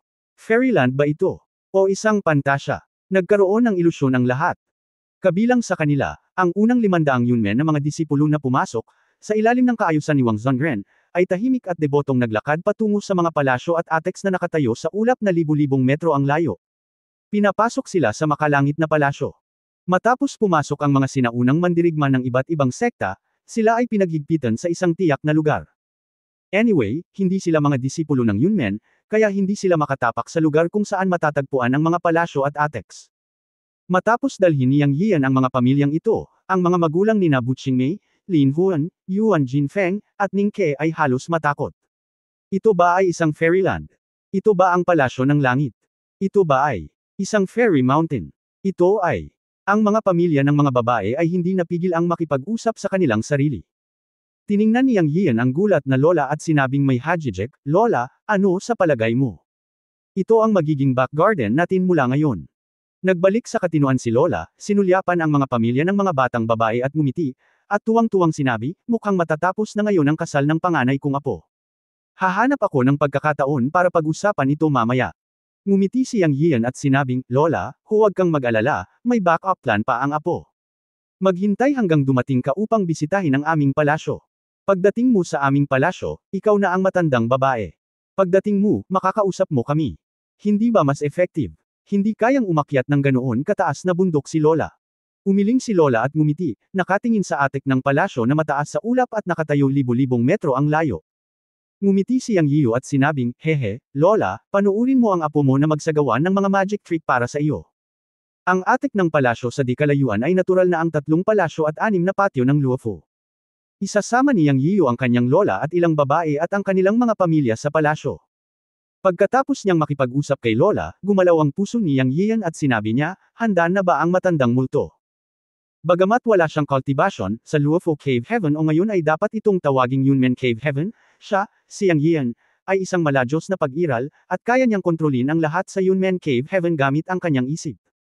Pagpasok niya, nakipag-ugnayan siya sa matandang multo, ang espiritu ng Yunmen Cave Heaven, at hiniling sa kanya na humanap ng ilang maganda at malalaking ibon mula sa Yunmen Cave Heaven upang magsilbing mga bundok. Natural, isasama niya si Lola at ang iba pa para bisitahin ang 3 palasyo at 6 na patio. Pag-uulat sa Young Master, handa na ang lahat. Ang boses ng matandang multo ay narinig sa isipan ni Yang Yian. Okay, maghanda, makinig sa aking mga utos, tandaan na may mga ordinaryong tao sa mga taong ito, at walang maaaring magkamali. Nakipag-usap si Yang Yian sa matandang multo sa kanyang puso. Young Master, huwag kang mag-alala, personal kong kokontrolan ang mga ibon sa kuweba, at ginagarantiya ko na walang magkakamali. Tiniyak ng matandang multo kay Yang Yian. Palihim na tumanggo si Yang Yiu. Sa katunayan, kaya niyang kontrolin ang mga ibon, ngunit sa tansya niya, karamihan sa mga tao sa mga pamilya ay mga ordinaryong tao, kaya hiniling na lang niya kay Lao Gui na tulungan siya ng palihim at tulungan siyang magpanggap. Mayroong hindi mabilang na mga ibon at hayop sa buong Yunmen Cave Heaven, at maging ang mga malalakas na halimaw. Ang mga ito ay itinuturing na ngayon na personal na ari-arian ni Yang Yiu at maaaring tawagan anumang oras. Sa pag-iral ni Lao Gui, ang espiritu ng langit sa kuweba, ito ay talagang magiging walang palya. Pagkatapos ay sumigaw si Yang Yiu ng malakas sa langit, sa aking pangalan, ang mga ibon sa kuweba sa langit ay mabilis na dumating. Ang buhay na ito ay sumigaw ng malakas, at lahat ay nagulat. Napatingin silang lahat kay Yang Yiu, hindi alam kung ano ang ibig niyang sabihin sa pagsigaw. Hindi kaya may mga nabubuhay pang nilalang dito. Ito ang hula sa puso ng mga sinaunang mandirigmang iyon. At ang mga nakapaligid kay Yang Yiu ay medyo naguguluhan din, hindi maintindihan kung ano ang gagawin ni Yang Yiu. Nang lahat ay nataranta. Biglang isang mahabang sipol ang nagmula sa malayong langit. Swoosh! Tapos nagulat ang lahat. Nakita ko ang isang malaking puting ibon na lumilitaw sa kalangitan, na may katawan na 8 o 9 na metro ang haba, na nakatikip sa kalangitan nang ibuka nito ang kanyang mga pakpak at lumipad. Hindi nagtagal ay nakita ng lahat na mayroong kabuuang 10 malalaking ibong lumilipad na puro puti. Mukha silang mga crane na may pulang korona, ngunit napakalaki. Nagulat ang lahat nang makita ang malalaking ibon na mabilis na lumilipad mula sa malayo hanggang sa malapit. Tumawa si Yang Yiu at sinabi, huwag kang matakot, ang mga ibong ito ay pinalaki ko, hindi sila mananakit ng mga tao, at sila ay napakabanayad. Sa katunayan, siya mismo ay hindi alam kung ang mga ibong ito na mukhang red crown crane ay banayad o hindi, at siya nagpapanggap lang na cool. Ngunit sa kanyang puso, sinabi niya, matandang multo, dapat mong unawain itong mabuti. Matapos sabihin ito ni Yang Yiu, ang lahat ay nagpahinga sa kanilang mga puso. Ngunit mas humanga sila kay Yang Yiu. Hindi nila inaasahan na ang ganoon kalaking ibon ay magiging alaga ni Yang Yiu. Sa isang kisap mata, ang mga ibong ito ay bumagsak sa hangin sa harap ni Yang Yiu na parabang sila ay sinanay sa maayos na paraan, at lumuhad at tumanggo kay Yang Yiu ng masunurin, gumawa ng mahinang tawag mula sa kanilang mga bibig. Para silang nagbibigay pugay kay Yang Yian. Ang eksenang ito ay muling nagpakulo sa puso ng lahat. Tiningnan ni Yang Yian ang mga lumilipad na ibong ito at sinabi sa ilang kababaihan na nagtanim ng kanilang sarili, kayong mga tiyuhin at tiyahin ni Zhou, sumakay kayong lahat sa mga lumilipad na ibon, at pupunta tayo sa palasyo. Sa sandaling lumabas ang mga salitang ito, maraming babae ang natuwa. Sa kabilang panig, ang mga sinaunang mandirigma ay puno ng inggit sa kanilang mga mata, at ang ilang mga tao ay napupuot na hindi sila taga-Yunmen. Kabanata 787, Tunay na inapo ni Dao Jun. Isang inapo ng Daoist Master. Ang mga tao sa panig ng sinaunang mandirigma ay mukhang naiinggit. Ang mga palasyo at atek sa di kalayuan ay halatang parang mga palasyo ng engkanto, ngunit sa kasamaang palad ay mga taong mula sa Cloud Gate lamang ang maaaring makapasok. Matapos ipatawag ni Yang Yiu ang mga lumilipad na ibon, lahat ay mukhang nasa sabik. Ito ang unang pagkakataon na nakipag-ugnayan ang lahat sa mga lumilipad na nilalang. Para naman sa mga kapamilya ng mga babae, lahat sila ay nabigla. Sinalubong sila ng ilang babae at isa-isang sumakay sa likod ng mga ibon. May sapat na espasyo para sa 5 o 6 na tao na maupo sa likod ng bawat ibon. Medyo nag-aalala pa rin si Yang Yiyo, kaya humingi siya ng tulong kay Lu Zuoxi. Siyempre, ibinaling niya ang kanyang mga mata, at ang hari ng demonyong ibon na sina Xuanji at Zhao Changsheng ay pumunta lahat. Natuwa ang dalawang matanda. Sila ay lalong naguguluhan kay Yang Yiyo. Sa mga mata ng inggit at paninibugho ng mga sinaunang mandirigma, si Yang Yiyo at ang kanyang partido ay lumipad sa palasyo ng mga engkanto sakay ng mga lumilipad na ibon. Isa-isa, ang mga lumilipad na ibon ay dahan-daang dumaong at direktang damapo sa likod ng Shudao Palace. Nakahinga ng maluwag si Yang Yiyo nang ligtas na nakarating ang lahat. Sa kabutihang palad, ligtas ang lahat. Pagkatapos ay sinabi niya sa lahat, ito ang 3 palasyo at 6 na patio ng Yunmen Dongtian. Ito ang unang palasyo, ang Daoist Palace. Ngayon ang lahat ay maaaring bumisita ng kusa. Sa sandaling ito, ang lola ay bumalik sa kanyang katinuan at ngumiti kay Yang Yian, pumunta ka at gawin ang iyong sariling mga bagay. Susunod, gagawa ng aksyon si lola. Ngumiti si Yang Yian, at natural na alam na si lola ay hahampasin habang mainit ang plansya at pag-usapan ang kasal kasama ang ilang pamilya ng sabay-sabay. Lola, pinaghirapan mo. Pagkatapos ay maghihintay ang apo mo sa iyong magandang balita. Pumunta ka. Random na binati ni Yang Yian ang ilang babae at sina Lu Zuoxi, Liu Ziki, kapatid niyang si Yang Shanshan, apprentice niyang si Wang Zongren at iba pa para pumunta sa Luofu Hall. Ang Luofu Hall ay ang tanging mahalagang lugar sa buong Dongtian. Isa rin itong bulwagan na nakatago sa labas ng 3 palasyo at 6 na patio. Hindi niya papasukin ang mga tagalabas. Siya lang ang makapasok, kahit ang ama at lolo ni Wang Xuanji at Zhao Nan ay hindi dinala. Hayaang mag-usap si lola at ilang kababaihan at pamilya, at dadalhin niya ang lahat sa Luofu Hall. May mga magic tool at iba pa sa Luofu Hall. Si Yang Yian ay pumili ng mga magic tool para sa lahat. Ang Luofu Hall ay ang tunay na pangunahing lugar. Ang buong 10,000 taon ng pamana ng Luofu ay nasa Luofu Hall. Mayroong lahat ng uri ng mga tools sa mahika na kahoy sa bundok, mga recipe ng tableta, kakaibang lihim na libro, at mga nakamit sa martial arts. Ang ilan sa kanila ay hindi pa nakikita ni Yang Yiyo. Ito ang mga batong panulok na iniwan niya para sa Yunmen. Sa hinaharap, ang Yunmen ay magkakaroon ng mga ito at ng suporta ng mga likas na materyales at kayamanan ng buong kuweba. Kahit na ito ay umunlad sa Earth, pagkatapos ng 12 o daan-daang taon, hindi ito magiging mas masahol pa kaysa sa mga sekta ng paglilinang sa mundo ng bundok at dagat. Maaari siyang manatili sa Earth, ngunit hindi siya mananatili doon habang buhay. Sa kalaunan ay babalik siya sa mundo ng bundok at dagat, at maging ang susunod na layunin ay ang tunay na mundo ng paglilinang. Nakatulog ng mahimbing ang matanda dahil sa kanya. Naramdaman ni Yang Yiyo na mahirap gisingin ang matanda sa Earth o sa mundo ng bundok at dagat. Ang tanging paraan para gisingin ang matanda ay ang pag-upgrade ng Chenkun Pot, ngunit ang lasa ng Chenkun Pot ay lalong nakakalito. Sa pamamagitan lamang ng pagpunta sa malawak na cultivation world upang makahanap ng pagkakataong i-upgrade ang Chenkun Pot, maibabalik at magising ang master na nasa isang lugar sa Chenkun Pot. Sa pagkakataong ito, nagdala ako ng ilang babae, si Liu Ziki, at ang aking kapatid na babae sa Luofu Hall. Ang isa ay hayaan silang pumili ng mga magic weapon, at ang isa ay hayaan silang basahin ng mga klasikong Luofu, para magkaroon sila ng pangunawa sa Mountain at Sea Realm. Isasama sila ni Yang Yiyo sa kanyang muling pagpasok sa Mountain and Sea Realm, at hindi sila maghihiwalay. Matapos sundan ng lahat si Yang Yiyo sa Luofu Hall, tumingin si Yang Yiyo sa kanila at sinabing, ito ay tinatawag na Luo Yunmen Hall, na siyang ubod ng buong Yunmen Cave Heaven. Sa hinaharap, ang Yunmen Hall ay magiging bukas lamang sa mga pangunahing disipulo ng Yunmen at mga disipulo na nagbigay ng kontribusyon sa Yunmen, maliban sa mga kamag-anak. Mayroong iba't ibang mga classics dito, at magic weapons doon. Magsasanay ka dito sa hinaharap. Ang bawat tao ay maaaring pumili ng mga sandatang mahika at ang kanilang sariling mga kasanayan sa pakikipaglaban at mga mahiwagang kapangyarihan, kailan. Ilang tao ang nakarinig na sinabi ito ni Yang Yiyo, lahat sila ay natuwa at walang sinabi. Inaasahan nila ang iba't ibang magic weapon na lumulutang sa hangin sa isang gilid ng Luofu Hall. Matapos pumunta ang lahat upang pumili ng mga magic weapon, nalaman ni Yang Yiyo na hindi gumagalaw si Lu Zuoxi, ngunit nakatayo doon na walang laman, nakatingin sa gitna ng Luofu Hall. Sa gitna ng Luofu Hall ay ang bagay na hindi mahawakan ni Yang Yian sa buong kuweba. Ito talaga ang bagay na iniwan ni Luofu Daojun para sa kanyang mga inapo. Sa simula, nahuhumaling si Daojun sa pakikipag-usap kay Yang Yian. Ang kaong ito ay mabubuksan lamang ng dugo ng kanyang mga inapo. Binigyan ni Luofu Daojun si Yang Yian ng daan upang makapasok at makalabas sa 3 palasyo at 6 na patio. Ang kondisyon noong panahong iyon ay tinulungan siya ni Yang Yian na mahanap ang kanyang mga inapo na nanatili sa sekular na mundo, ngunit maaaring wala sila. 3 taon lang ang kailangan niyang hanapin.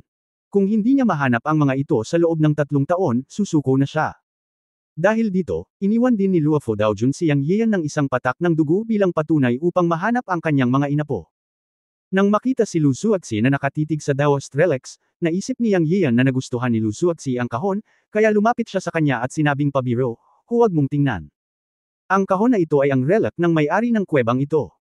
Ang mga buto sa loob ay tiyak na kayamanan, ngunit kahit ako ay hindi ito mabuksan. Maaari kang pumunta at tumingin sa iba pang mga magic tool. Mayroong 3 espiritual na kayamanan doon. Ang iba ay hindi magagamit ang mga ito sa ngayon. Pumunta at pumili ng isa. Pakiramdam ko ay parang tinatawag ako ng kahon sa dilim, nakatitig pa rin si Lu Zuoxi sa kahon at nagsalita. Matapos marinig ito, tumawa si Yang Yian at sinabing, paano ito? Dati. Tapos na siyang magsalita, biglang huminto si Yang Yian. Nakita niyang si Lu Zuoxi ay hindi mukhang nagbibiro, ngunit mukhang seryoso, na parang tinatawag talaga siya ng kahon. Nag-iisip. Tungkol dito, biglang nagkaroon ng kidlat sa kanyang isipan si Yang Yian. Naisip niya sa kanyang sarili, maaaring ang magkapatid na Lu ay ang mga inapo ng Luofo Daoist. Sa pag-iisip nito, talagang posible si Yang Yian. Naalala niya na sinabi noon ng matanda na sa mundo ng paglilinang, karamihan sa mga relikya o espiritual na bagay ay magiging sensitive basta't ito ay kamag-anak ng may-ari o mga inapo noong nabubuhay pa siya. At ngayon sinabi ni Lu Zuoxi na naramdaman niyang parang tinatawag siya ng kahon. Maaaring ang magkapatid na babae ay mga inapo ni Luofo Daojun. Ang mga bagay sa mundo ay kadalasang may hindi nakikitang koneksyon. Mayroong makalangit na paraan na namamahala sa operasyon. Noong una siyang pumasok sa Luofo Mountain, siya ang pumasok sa White Jade Dawen Monument sa napakaraming tao at nakita ang pagkahumaling ni Luofo Daojun. Sa huli, siya ang naging bagong may-ari ng Luofo Cave Heaven. Si Luofo Daojun, isang figure mula sa 10,000 taon na ang nakalilipas, ay humiling sa kanya na tumulong sa paghahanap ng kanyang mga inapo. Pagkaraan ng 10,000 taon, ang mga inapo ni Daojun ay maaaring wala na, ngunit ang pagkahumaling ni Luofo Daojun ay maaaring umiral sa libu-libong taon, at talagang sumang-ayon siya sa mga kondisyon ni Daojun. Ang lahat ng ito ay tila nagkataon lamang, ngunit hindi ba ito ay kalooban ng Diyos? At ang pakikipagpulong niya sa mga kapatid na Lu sa simula ay kalooban din ng Diyos. Sa pag-iisip nito, mas nadama ni Yang Yian na posible ito. Agad niyang inilabas ang blood essence na iniwan ni Luofo Daojun. Sinabi ni Luofo Daojun na hanggat siya ay kanyang inapo, kung ilalabas niya ang kanyang asensya ng dugo, magkakaroon ng dagandong ng dugo sa loob ng 100 metro. Itinago niya ang dugong ito ng lupa sa espasyo ng palayok ng Chenkon, ngunit ngayon ay kinuha niya ito upang subukan ito. Paano kung ang magkapatid na Lu ay talagang mga inapo ni Luofo Daojun? Huwag kalimutan na ang magkapatid na Lu ay mula sa mundo ng bundok at dagat. May mga bagay talaga sa mundo na mahirap ipaliwanag. Ang daan ng langit ay tumatakbo sa dilim, at walang makapagsasabi kung anong uri ng pag-iral ang daan ng langit, ngunit para sa mga magsasaka, ang daan ng langit ay umiiral. Ito ay tulad ng pagkakaayos ng tadhana. Nang ilabas ni Yang Yian ang dugo ni Luofo Daojun, nanlaki ang kanyang mga mata. Totoo naman. Ang dugo ni Daojun na nakatatak sa malinaw na enerhiya ay biglang kuminang. Ang kanyang mga mata ay nakatitig pa rin sa kahon ng mga labi ni Luofo Daojun, ngunit sa sandaling ito ang kanyang buong katawan ay biglang nanginig. Bumalik siya sa katinoan at tiningnan ang patak ng dugo sa kamay ni Yang Yian, at hindi niya maiwasang sabihin, ito. Ang kapangyarihan ng dugo. Sa lalong madaling panahon. Natapos magsalita si Lu Zuoxi, ang dugo ni Daojun sa kamay ni Yang Yian ay lumipad sa mga kilay ni Lu Zuoxi. Sa puntong ito, ang buong katawan ni Lu Zuoxi ay nanginginig, isang mahinang gatas na puting liwanag ang kumislap, at ipinikit niya ang kanyang mga mata. Alam ni Yang Yian na natagpuan niya ang mga inapo ni Luofo Daojun, ngunit hindi niya inaasahan na ito ay ang magkapatid na Lu. Sa pagtingin kay Lu Zuoxi na nakatayo roon habang nakapikit, si Yang ay napuno ng emosyon at bumulong sa kanyang puso, lumalabas na may isa pang kaayusan sa dilim. Si Luofo Daojun ay talagang isang Diyos. Hindi kaya nakalkula niya na ang kanyang mga inapo ay nasa tabi ko mismo. Ang kilusan dito ay nakakuha ng atensyon ng ibang tao sa bulwagan. Alam ni Yang Yian na tinatanggap ni Lu Zuoxi ang asensya ng Daojun sa sandaling ito. Sa takot na baka maistorbo siya ng iba, kumaway siya sa mga taong dumating, senyales na tumahimik na sila at gawin ang dapat nilang gawin.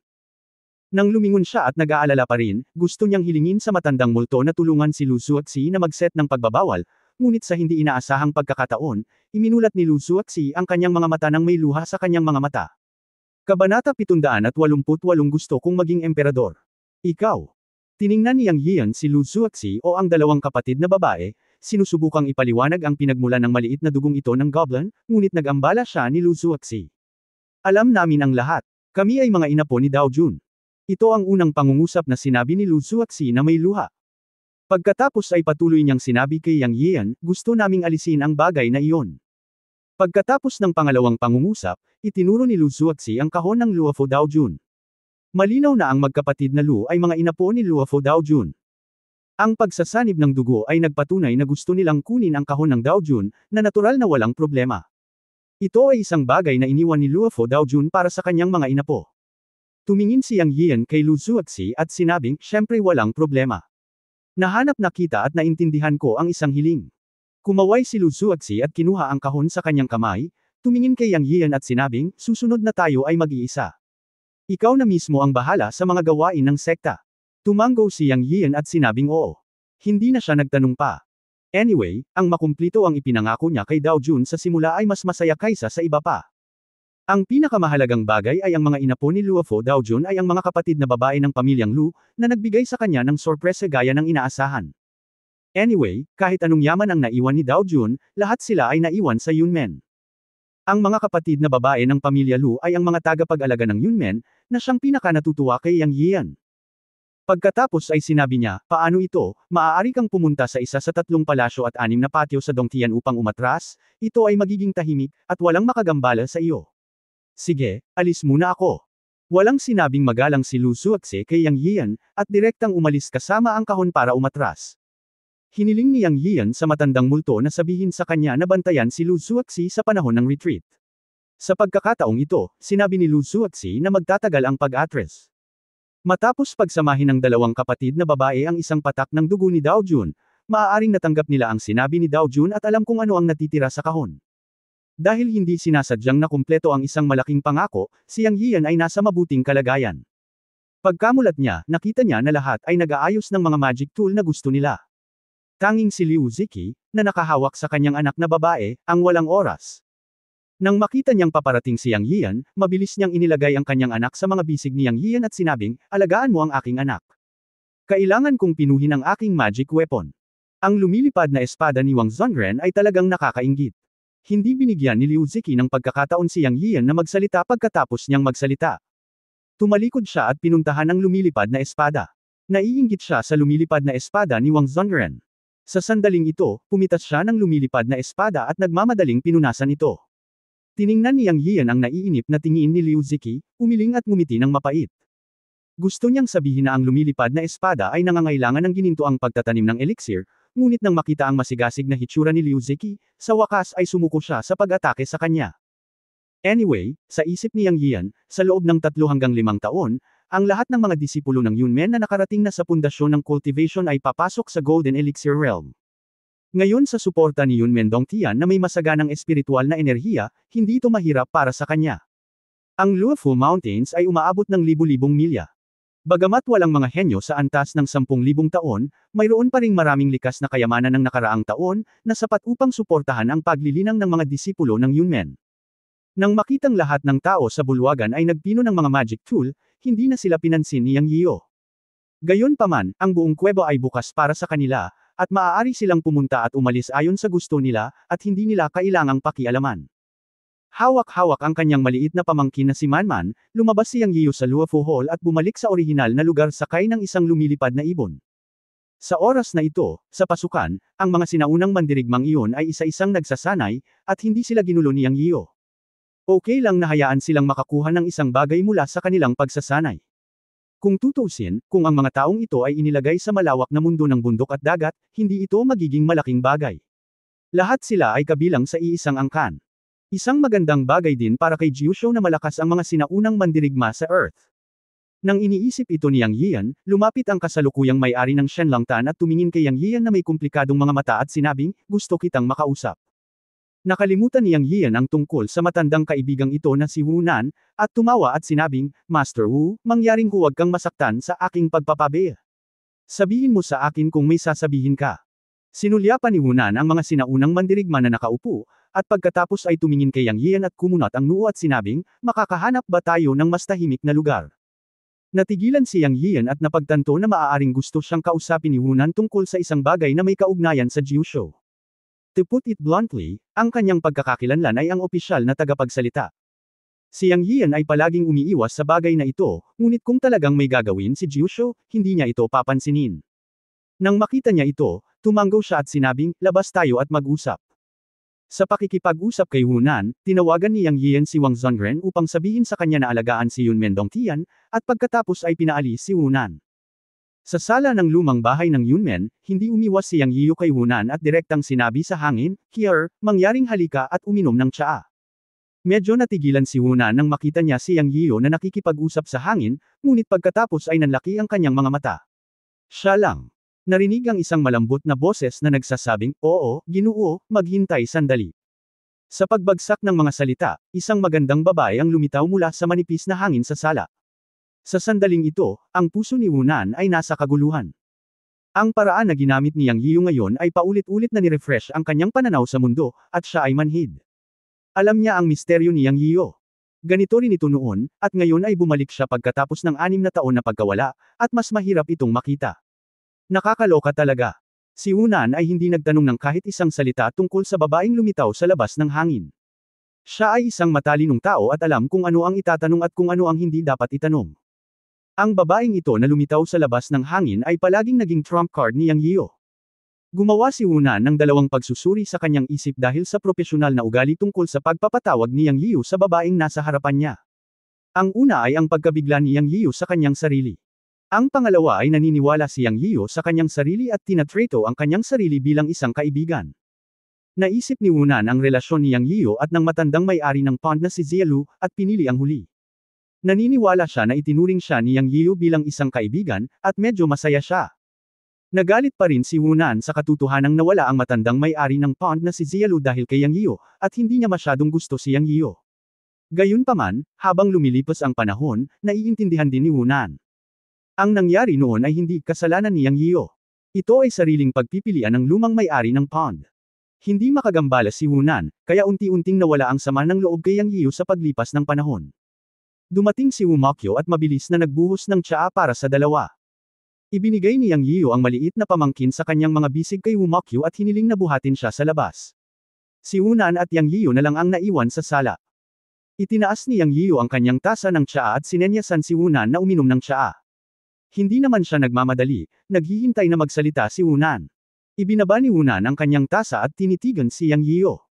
Nang hindi umiikot, direktang sinabi niya, 2 tanong at 1 tanong. Pagkatapos niyang magsalita, huminto siya at tila inayos ang kanyang mga salita. Ang unang tanong ay, darating ba talaga sa Earth balang araw ang mga magsasaka mula sa Mountain and Sea Realm na sinasabi mo? Ang pangalawang tanong ay, pinag-isa mo ba talaga ang sinaunang martial arts world para labanan ang posibleng kaguluhan na dulot ng mga magsasaka mula sa Mountain at Sea Realm na darating sa Earth sa hinaharap, nang walang anumang makasariling motibo? Matapos itanong ni Hunan ang 2 tanong, hindi na siya nagpatuloy. Tumingin siya kay Yang Yiu at naghintay ng kanyang sagot. Ngumiti si Yang Yiu noong una, pagkatapos ay naging seryoso ang kanyang mukha at napakaseryoso niyang sinabi, huwag kang mag-alinlangan sa unang tanong. Nawala ako sa Qiangbei Secret Land 6 na taon na ang nakararaan dahil nahuli ako sa isang bagyo sa kalawakan at pumasok sa Mountain and Sea Realm, isang mundo ng paglilinang na hindi mabilang na mas malakas kaysa sa mga sinaunang mandirigma. Ang sinabi ko sa lahat ngayon ay hindi isang kasinungalingan, at ako ay konserbatibo pa nga. Kung may mga magsasaka mula sa Mountain at Sea Realm na darating sa Earth sa hinaharap, ang sagot ko ay oo. Naniniwala ako na alam mo rin na ang Earth at ang Mountain at Sea Realm ay matagal nang konektado. Bagamat ang ilang channel ay nawasak na ngayon, walang makakatiyak kung mayroon pa ring mga invisible na channel sa ilang lugar sa Earth. At kapag ang Qiangbei Mountain Secret Land ay pumasok sa Mountain and Sea Realm, ang ilang mga tao mula sa mundo ay maaaring makipagtulungan sa ilang mga sekta sa mundo ng bundok at dagat, o maaari silang magsabi ng ilang bagay tungkol sa pagdaan ng lupa pagkatapos na mahuli. Sa palagay ko ay may isang malaking lihim sa ating mundo na umaakit sa mga magsasaka mula sa mundo ng bundok at dagat. Kapag nakakita sila ng anumang mga pahiwatig, tiyak na sila ay darating sa lupa. Sinagot ni Yang Yiu ang unang tanong ni Hunan sa isang hininga, at pagkatapos ay kinuha ang tasa ng tsaa at uminom ng tsaa, inilapag ito, tumingin kay Hunan na nakangiti at sinabing dahan-dahan, para sa pangalawang tanong na itinanong mo, ano ang gusto kong gawin sa pag-iisa sa sinaunang martial arts world? Iniunat niyang ang kanyang boses at tumingin kay Hunan na may ngiti at sinabi, gusto kong maging emperador. Sa sandaling lumabas ang mga salitang ito, ang mukha ni Hunan ay nagbago ng gusto, at ang tasa ng tsaa sa kanyang kamay ay bumagsak sa lupa ng malakas at nagkapira-piraso. Kabanata 789 na may isang malaking boss sa likod ng Shenlongtan.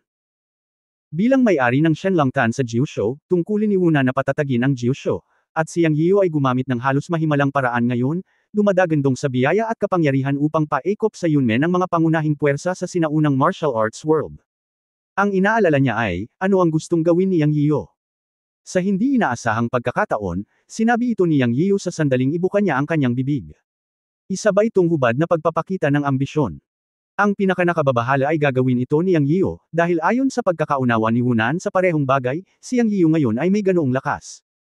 Ang pagtatatag ng Shenlongtan ay talagang upang maiwasan ang ganitong uri ng sitwasyon sa sinaunang martial arts world. Kahit na matapos kunin ni Hunan ang Shenlongtan, nakipag-ugnayan siya sa ilang nangungunang sikreto.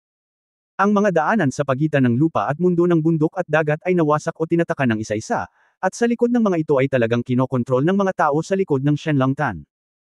Ito ay upang limitahan ang pag-unlad ng sinaunang mundo ng martial arts, upang maiwasan ang isang hindi makontrol na sitwasyon na mangyari balang araw, at upang maiwasan ang mga taong tulad ni Yang Yiu na lumitaw na lampas sa control range. At, ngayon ay bumangon na si Yang Yiu. Sa katunayan, mula nang bumangon si Yang Yian sa sinaunang martial arts world, ang mga tao sa likod ng Shenlongtan ay nagsimulang magbigay pansin kay Yang Yian, sa paniniwalang si Yang Yian ay isang erehe na may halaga ng martial arts. Nang ipatawag si Hunan, sinabi ng amo sa itaas na kung makokontrol si Yang Yian, ito ang pinakamahusay. Kung hindi siya makontrol, siya ay papatayin. Hindi papayag si Jiuzhou na si Yang Yian, na katumbas ng isang demonyo, ay lumitaw at masira ang kasalukuyang balanse. Nang gusto ni Hunan na makipag-usap ng maayos kay Yang Yian, pumunta si Yang Yian sa lihim na lupain ng Qiangbai, ngunit gumuho ang lihim na lupain ng Qiangbai, at tuluyang nawala si Yang Yian at ang mga taong iyon. Ang bagay na ito ay hindi nalutas, at ang malaking tao sa likod ni Shenlongtan ay hindi ito itinuloy. Ngunit pagkatapos ng 6 na taon, muling nagpakita si Yang Yian, at malakas na nagpakita, at ngayon ay ginawa niyang sumuko kay Yunmen ang mga pangunahing puwersa sa sinaunang martial arts world. Ang ngayon ay iba sa nakaraan. Sa mga mata ni Hunan, ang lakas ni Yang Yian ay lumampas sa nakokontrol na saklaw. Sa sandaling lumitaw si Yang Yian sa pagkakataong ito, naakit na niya ang atensyon ng malaking tao sa likod ng Shenlongtan. Lalo na pagkatapos malaman ang balita na ang lahat ng mga pangunahing sekta ay nagtipon sa Yunmen ngayon, ang malaking tao sa likod niya ay direktang sinabi na si Hunan ay dapat pumunta kay Yang Yian para sa isang showdown. Binigyan si Hunan ng kapangyarihan na pangasiwaan ito ayon sa kanyang pagpapasya. Ang showdown na ito ay may dalawang kahulugan. Ang isa ay upang malaman ang lakas at intensyon ni Yang Yian. Kung si Yang Yian ay isang ambisyosong tao na gustong gumawa ng gulo, o kung siya ay babalik mula sa Shanghai Realm na may intensyon ng ilang mga lakas sa mundong iyon, kung gayon si Yang Yian ay hinding-hindi matitiis. Pangalawa, kung ang lakas ni Yang Yian ay lumampas sa nakokontrol na hanay, pagkatapos ay susubukan niya ang kanyang makakaya upang bitag siya at ipatawag siya upang makipag-usap sa ngalan ng isang malaking tao. Sa kaibuturan ng kanyang puso, ayaw ni Hunan na matarget si Yang Yian ng isang malaking tao sa itaas, dahil alam niya kung gaano kalakas ang malaking tao sa likod ni Shenlongtan. Kung determinado siyang sirain si Yang Yian, isang hindi makontrol na tao, naniniwala si Hunan na ang malaking tao sa likod niya ay maraming paraan, dahil si Shenlongtan at ang malaking tao sa likod niya ay ang buong Jiuzhou bilang kanyang suporta. Maaari bang lumaban si Yang Yian? Alam ito ni Hunan, dahil hindi manalo si Yang Yiu. Ayaw niyang gumawa ng anumang hakbang si Yang Yiu, ngunit gusto niyang makipag-usap si Yang Yiu sa ilang big boss. Ngayong sinabi na ito ni Yang Yiu, biglang tumibok ang puso ni Hunan, at ang tanging opsyon na mayroon siya ay tawagan siya. Tumayo si Hunan at tinitigan si Yang Yiu ng pangit na mukha. Hindi inaasahan ni Yang Yiu na ang kanyang biro ay magiging sanhi ng matinding reaksyon ni Hunan, at natawa siya at sinabing, tingnan mo, nagbibiro lang ako, hindi naman ganoon kaseryoso, di ba? Ang mga salita ni Yang Yiu na, gusto kong maging emperador, ay natural na isang biro. Isa siyang cultivator, at nasa immortal na nascent soul realm na siya. Hanggat ang kapangyarihan ng sinaunang kaluluwa ng demonyo na tinataka ng matanda ay ganap na hinihigop at pino isang araw, siya mismo ay hindi alam kung anong kaharian ang kanyang mararating. Ang maging emperador. Power lang yan. Para sa mga magsasaka na humahabol sa daan ng langit at makapangyarihang kapangyarihan, ito ay isang hadlang. Mga multo lang ang gustong maglaro ng kapangyarihan. Gusto kong marinig ang totoo mong mga salita. Tinitigan ni Hunan si Yang Yiu at hindi natatakot kay Yang Yiu. Mapait na ngumiti si Yang Yiyo, alam na medyo malaki ang biro at natakot kay Hunan. Pagkatapos ay sinabi niya, huwag kang masyadong kabahan, alam mo na magkaibigan kami ng iyong matandang pondmaster na si Zia Lu. Ako, Yang Yiyo, ay hindi kailanman gagawa ng anumang bagay na makakasama sa Jiusho anumang oras. At muli kong sinasabi sa iyo ngayon na wala akong makasariling motibo sa pag-iisa sa sinaunang martial arts world. I just want to prepare for the day when we might face the cultivators from the mountain and sea realm na maaaring lumitaw. Ito ay ganap na totoo. Tinitigan ni Hunan si Yang Yiyo at nakita niyang seryoso ang mukha nito at parang hindi nagsasalita. Halos walang pagdududa ang sinabi niya, sana huwag kang magsinungaling sa akin. Palagi kitang tinuring bilang isang kaibigan. Tumingin sa kanya si Yang Yiyo at sinabi. Sa pagkakataong ito, sa wakas ay nakahinga ng maluwag si Hunan at sinabing, sa totoo lang, sobra akong kinakabahan. May tiwala ako na ang dati kong may-ari ng pond, si Zia Lu, ay hindi magkakamali sa pagpili ng tao. Itinaya niya ang kanyang buhay para tulungan kang lutisin ang krisis noon. Ikaw, Yang Yiyo, hindi dapat ganoong uri ng walang pusong bastard. Ang Shenlongtan ay ang pagsusumikap ng matandang may-ari ng pond. Pinuprotektahan nito ang daan-daang milyong tao sa kanlurang China, at isa ka sa kanila. Dapat kang tumulong kapag may kahirapan, sa halip na magdulot ng gulo. At, para sabihin sa iyo ang totoo, hindi ka dapat magkaroon ng anumang mga baluktot na ideya. Ang Shenlongtan ay hindi kasing hina ng tila. I came here this time to pass on a message na may gustong ipatawag sa iyo. May tumawag sa akin. Hunan, may iba sa iyong mga salita. Maging malinaw lang. Walang mga tagalabas dito. Ikaw at ako ay dating magkaibigan. Huwag itago ang anumang bagay. Itanong mo lang kung ano ang masasabi ko. Sasabihin ko sa iyo ang lahat ng nalalaman ko, ngunit huwag kang magtago ng anuman sa akin. Naging malalim ang boses ni Yang Yiyo. Mula sa tono ni Hunan, tila hindi talaga simple si Shenlongtan. Tumingin si Hunan kay Yang Yiyo at huminga ng malalim at sinabi, may isang malaking tao na may hindi maarok na lakas sa likod ni Shenlongtan. Nalaman ko lang ito pagkatapos kong kunin ang Shenlongtan. Hindi ko alam kung sino ang malaking tao, ngunit sa palagay ko ay hindi siya mas masama kaysa sa iyo, Yang Yiyo. Kaya mas mabuting mag-isip ka ng isang bagay na baluktot sa sinaunang martial arts world. Pagkatapos ay sinabi ni Hunan kay Yang Yiyo ang ilan sa mga bagay na alam niya, kabilang ang layunin ng kanyang pagbisita. Kaya, ang boss sa likod ng Shenlongtan, o ang aking Jiusho, ay palaging alam ang tungkol kay Shanhai Jie.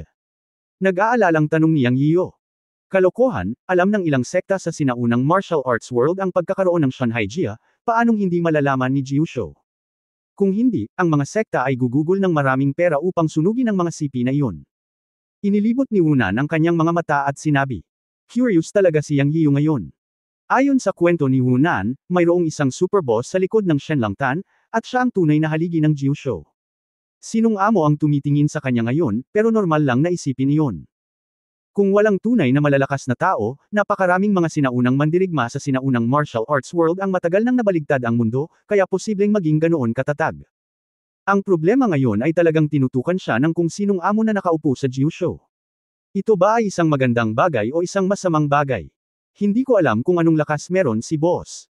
Hindi nag-alala si Yang Yiyo tungkol dito, ngunit napaka-curious. Kaya gusto kong sumama sa iyo upang makilala ang tinatawag na boss. Tumingin si Yang Yiyo kay Hunan at nakangiting sinabi. Bilang isang kaibigan, sana ay makilala mo siya para sa publiko at pribadong mga kadahilanan. Pagkatapos magsalita ni Hunan, tinitigan niya si Yang Yiyo at sinabing, Yang Yiyo, huwag mong maliitin ang mga bayani ng mundo. Kahit na hindi ko alam kung gaano kakalakas ngayon, may isang bagay na pinaniniwalaan ko, na hindi mo kayang harapin ang malaking killer ni Jiusho. Kaya hindi naman magiging dehado para makilala mo siya. At saka, naniniwala ako na ang bawat big boss ay hindi makatwiran. Hindi ka muna sasaktan ng taong hindi makasarili. Nag-isip sandali si Yang Yiyo at natural na naunawaan ang sinabi ni Hunan. Tila banta ngunit ito ang totoo.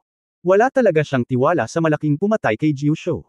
At saka, kung talagang mayroong isang Dinghai sect sa Jiusho, kung gayon ang kanyang layunin ay pareho sa kanya, kapwa para sa layuning protektahan ng tinubo ang bayan.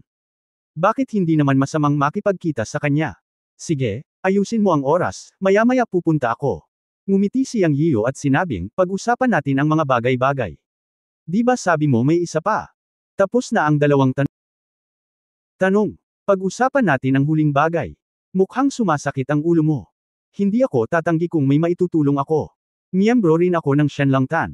Nang marinig ni Hunan ang huling bagay na hindi sinabi ni Yang Yiyo, agad siyang napuno ng hangarin na pumatay at sinabing, ang ilang mga tao sa ibang bansa ay hindi mapakali. Nabalitaan ko na may biglang lumitaw sa Wanzhou at gumawa ng katulad na bagay sa iyo. Pinag-isa niya ang lahat ng sinaunang puwersa ng martial arts sa labas ng dagat, kabilang ang ilang supernatural na organisasyon. Sinasabing ito ay isang alyansa. Kamakailan, nagsimula na silang tumalon pataas at pababa sa gilid ng aking Jiu-Show. Kabanata 770, wasakin mo lang ito. Nang marinig ang sinabi ni Hunan, pinaikit ni Yang Yiu ang kanyang mga mata, ngumisi at sinabing, nagkataon lang, pinag-isa ng aking kaibigan ang sinaunang martial arts world, at sila ay bumuo ng isang alyansa. Ito ay medyo kawili-wili.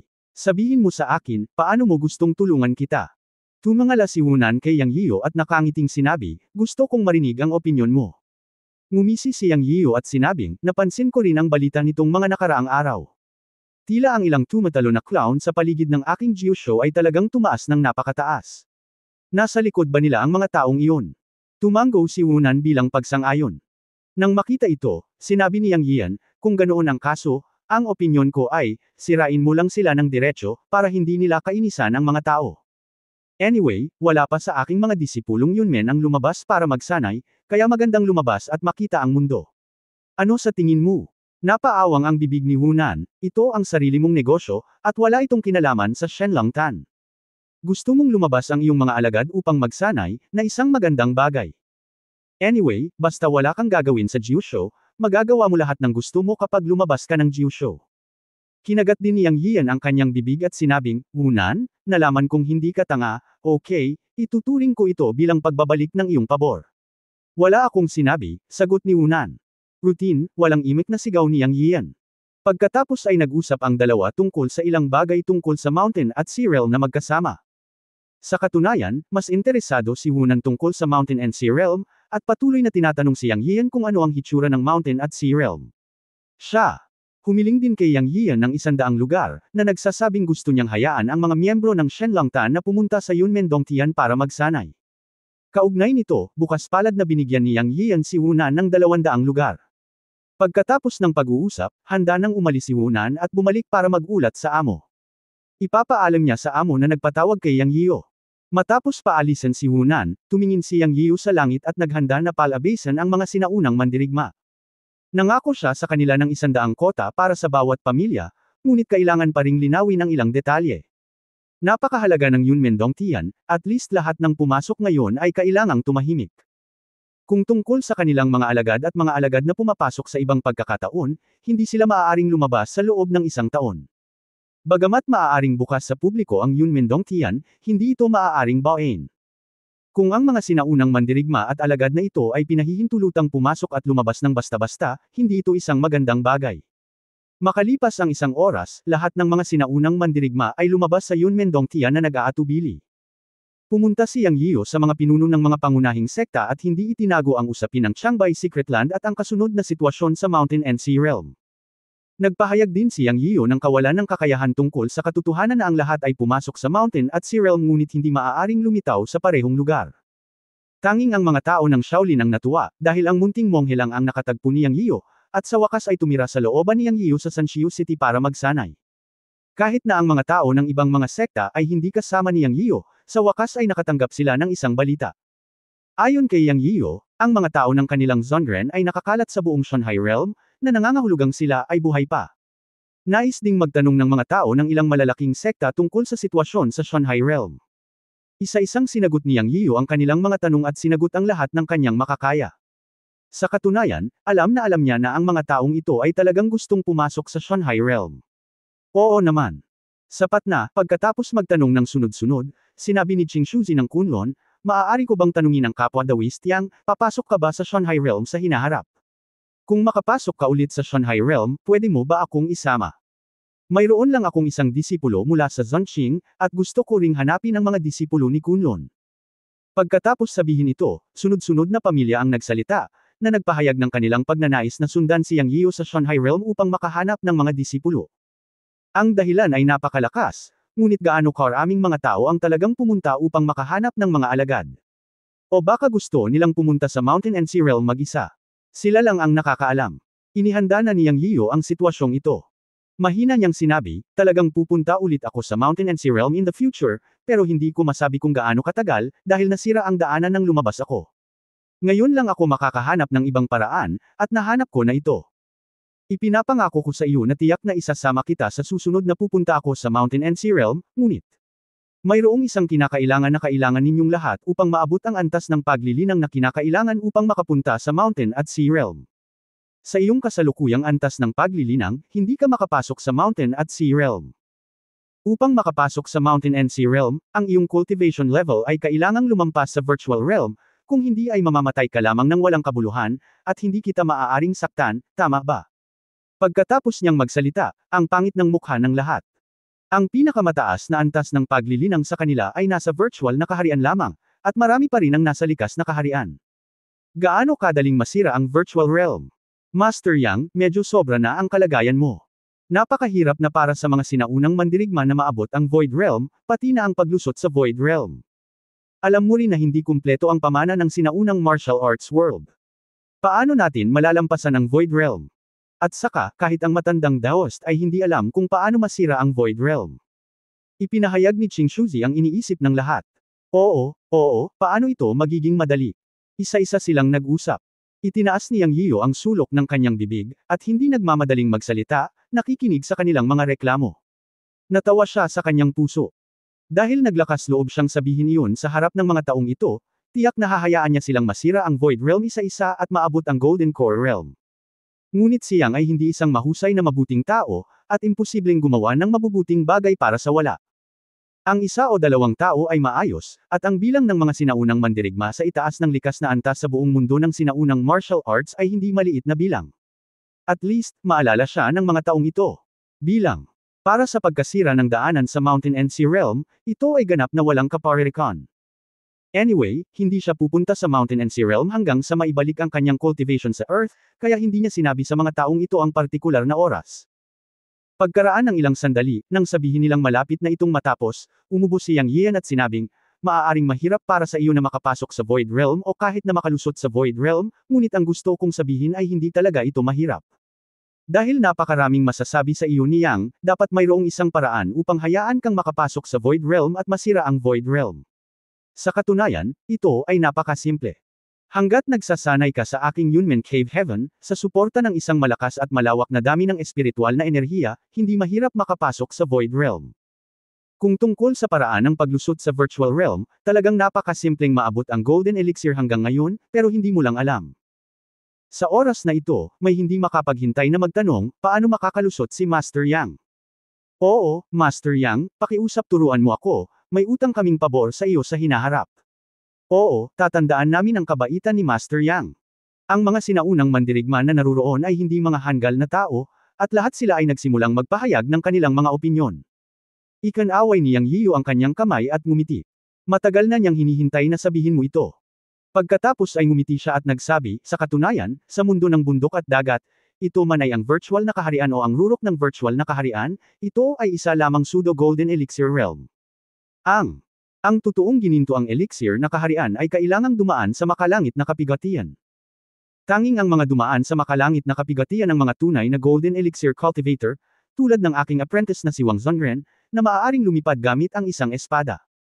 Ang makalangit na kapigatian ay mayroon ding pagkakaiba sa pagitan ng malaki at maliit, malakas at mahina, na siyang-siyam na araw na kulog na kapigatian. Ang mga dumaan sa Golden Elixir Heavenly Tribulation ay tinatawag na Immortal Golden Elixir Cultivators. Kahit na ang pisikal na katawan ay nawasak, ang gintong elixir ay mabubuhay pa rin. Sa makatuwid, ang pagdaan sa makalangit na kapigatian ay isang pagsubok ng langit, at ito rin ang pagtugis ng bawat magsasaka, dahil pagkatapos lamang na dumaan sa makalangit na kapigatian ay mabubuo ang elixir sa dantian at maging isang gintong elixir. Napahinto si Yang Yiyo nang sabihin niya ito. Labis na naantig ang lahat sa larawan ng immortal na gintong elixir na inilarawan niya. Para sa mga taong ito ay masyadong kaakit-akit. Sino ang hindi naghahangad ng immortalidad? Ang inilarawan ni Yang Yiyo ay immortalidad sa kanilang pangunawa. Ngunit sa sandaling ito, may nagtanong ng napakakritikal na tanong. Halos lahat ay nagpapantasya tungkol sa larawan ng immortalidad ng pagkamit ng gintong elixir, ngunit hindi nila pinansin ang pangunahing punto ang makalangit na kapigatian. Maaari ko bang tanungin ko si Master Yang, mayroon bang anumang paliwanag para sa makalangit na kapighatiang ito? Dapat mahirap lagpasan to, di ba? Ang boses na ito ay medyo maingat sa tanong, na parang natatakot na magalit si Yang Yiyo. Gayunpaman, hindi nagalit si Yang Yeo, ngunit nagliwanag ang kanyang mga mata. Sa maraming sinaunang martial artist, mayroon talagang isang taong may mahusay na pag-unawa. Pagtingin niya mula sa karamihan, natigilan siya saglit. Nakita niyang ang nagtatanong ay walang iba kundi si Master Yuanju ng MA na tinuruan niya ng leksyon. Sa orihinal, si Yuanju ay aalis na pagkatapos na palihim na bugbugin ni Wumakyo, ngunit pinilit niyang manatili ni Yang Yeo upang magdagdag ng ilang nakatagong damdamin sa matandang ito. Sino ang nagsabi sa kanya na maging walang galang kay Lola? At balak niyang atakihin ang babae niya. Ngayon ay nakita niyang si Yuanju ang nagtanong, at sa kanyang puso ay nagkaroon siya ng bagong pagtatasa kay Yuanju. Si Yuanju naman, originally, ayoko magsalita, pero hindi ko maiwasang magtaka. Pagkatapos ng lahat, lahat sila ay mga magsasaka. Bagamat siya ay mapagmataas at nangingibabaw, siya ay isang makaranasang tao sa paglilinang. Kaya hindi ko napigil ang magtanong. Gayunpaman, hindi inaasahan ni Yuanju na titingin ng diretso si Yang Yeo sa kanya.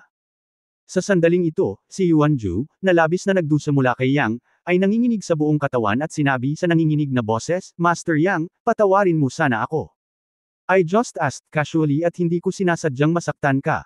Halos lumuhad si Yuanju at humingi ng awa habang nagsasalita. End of this chapter. Abangan ang susunod na kabanata.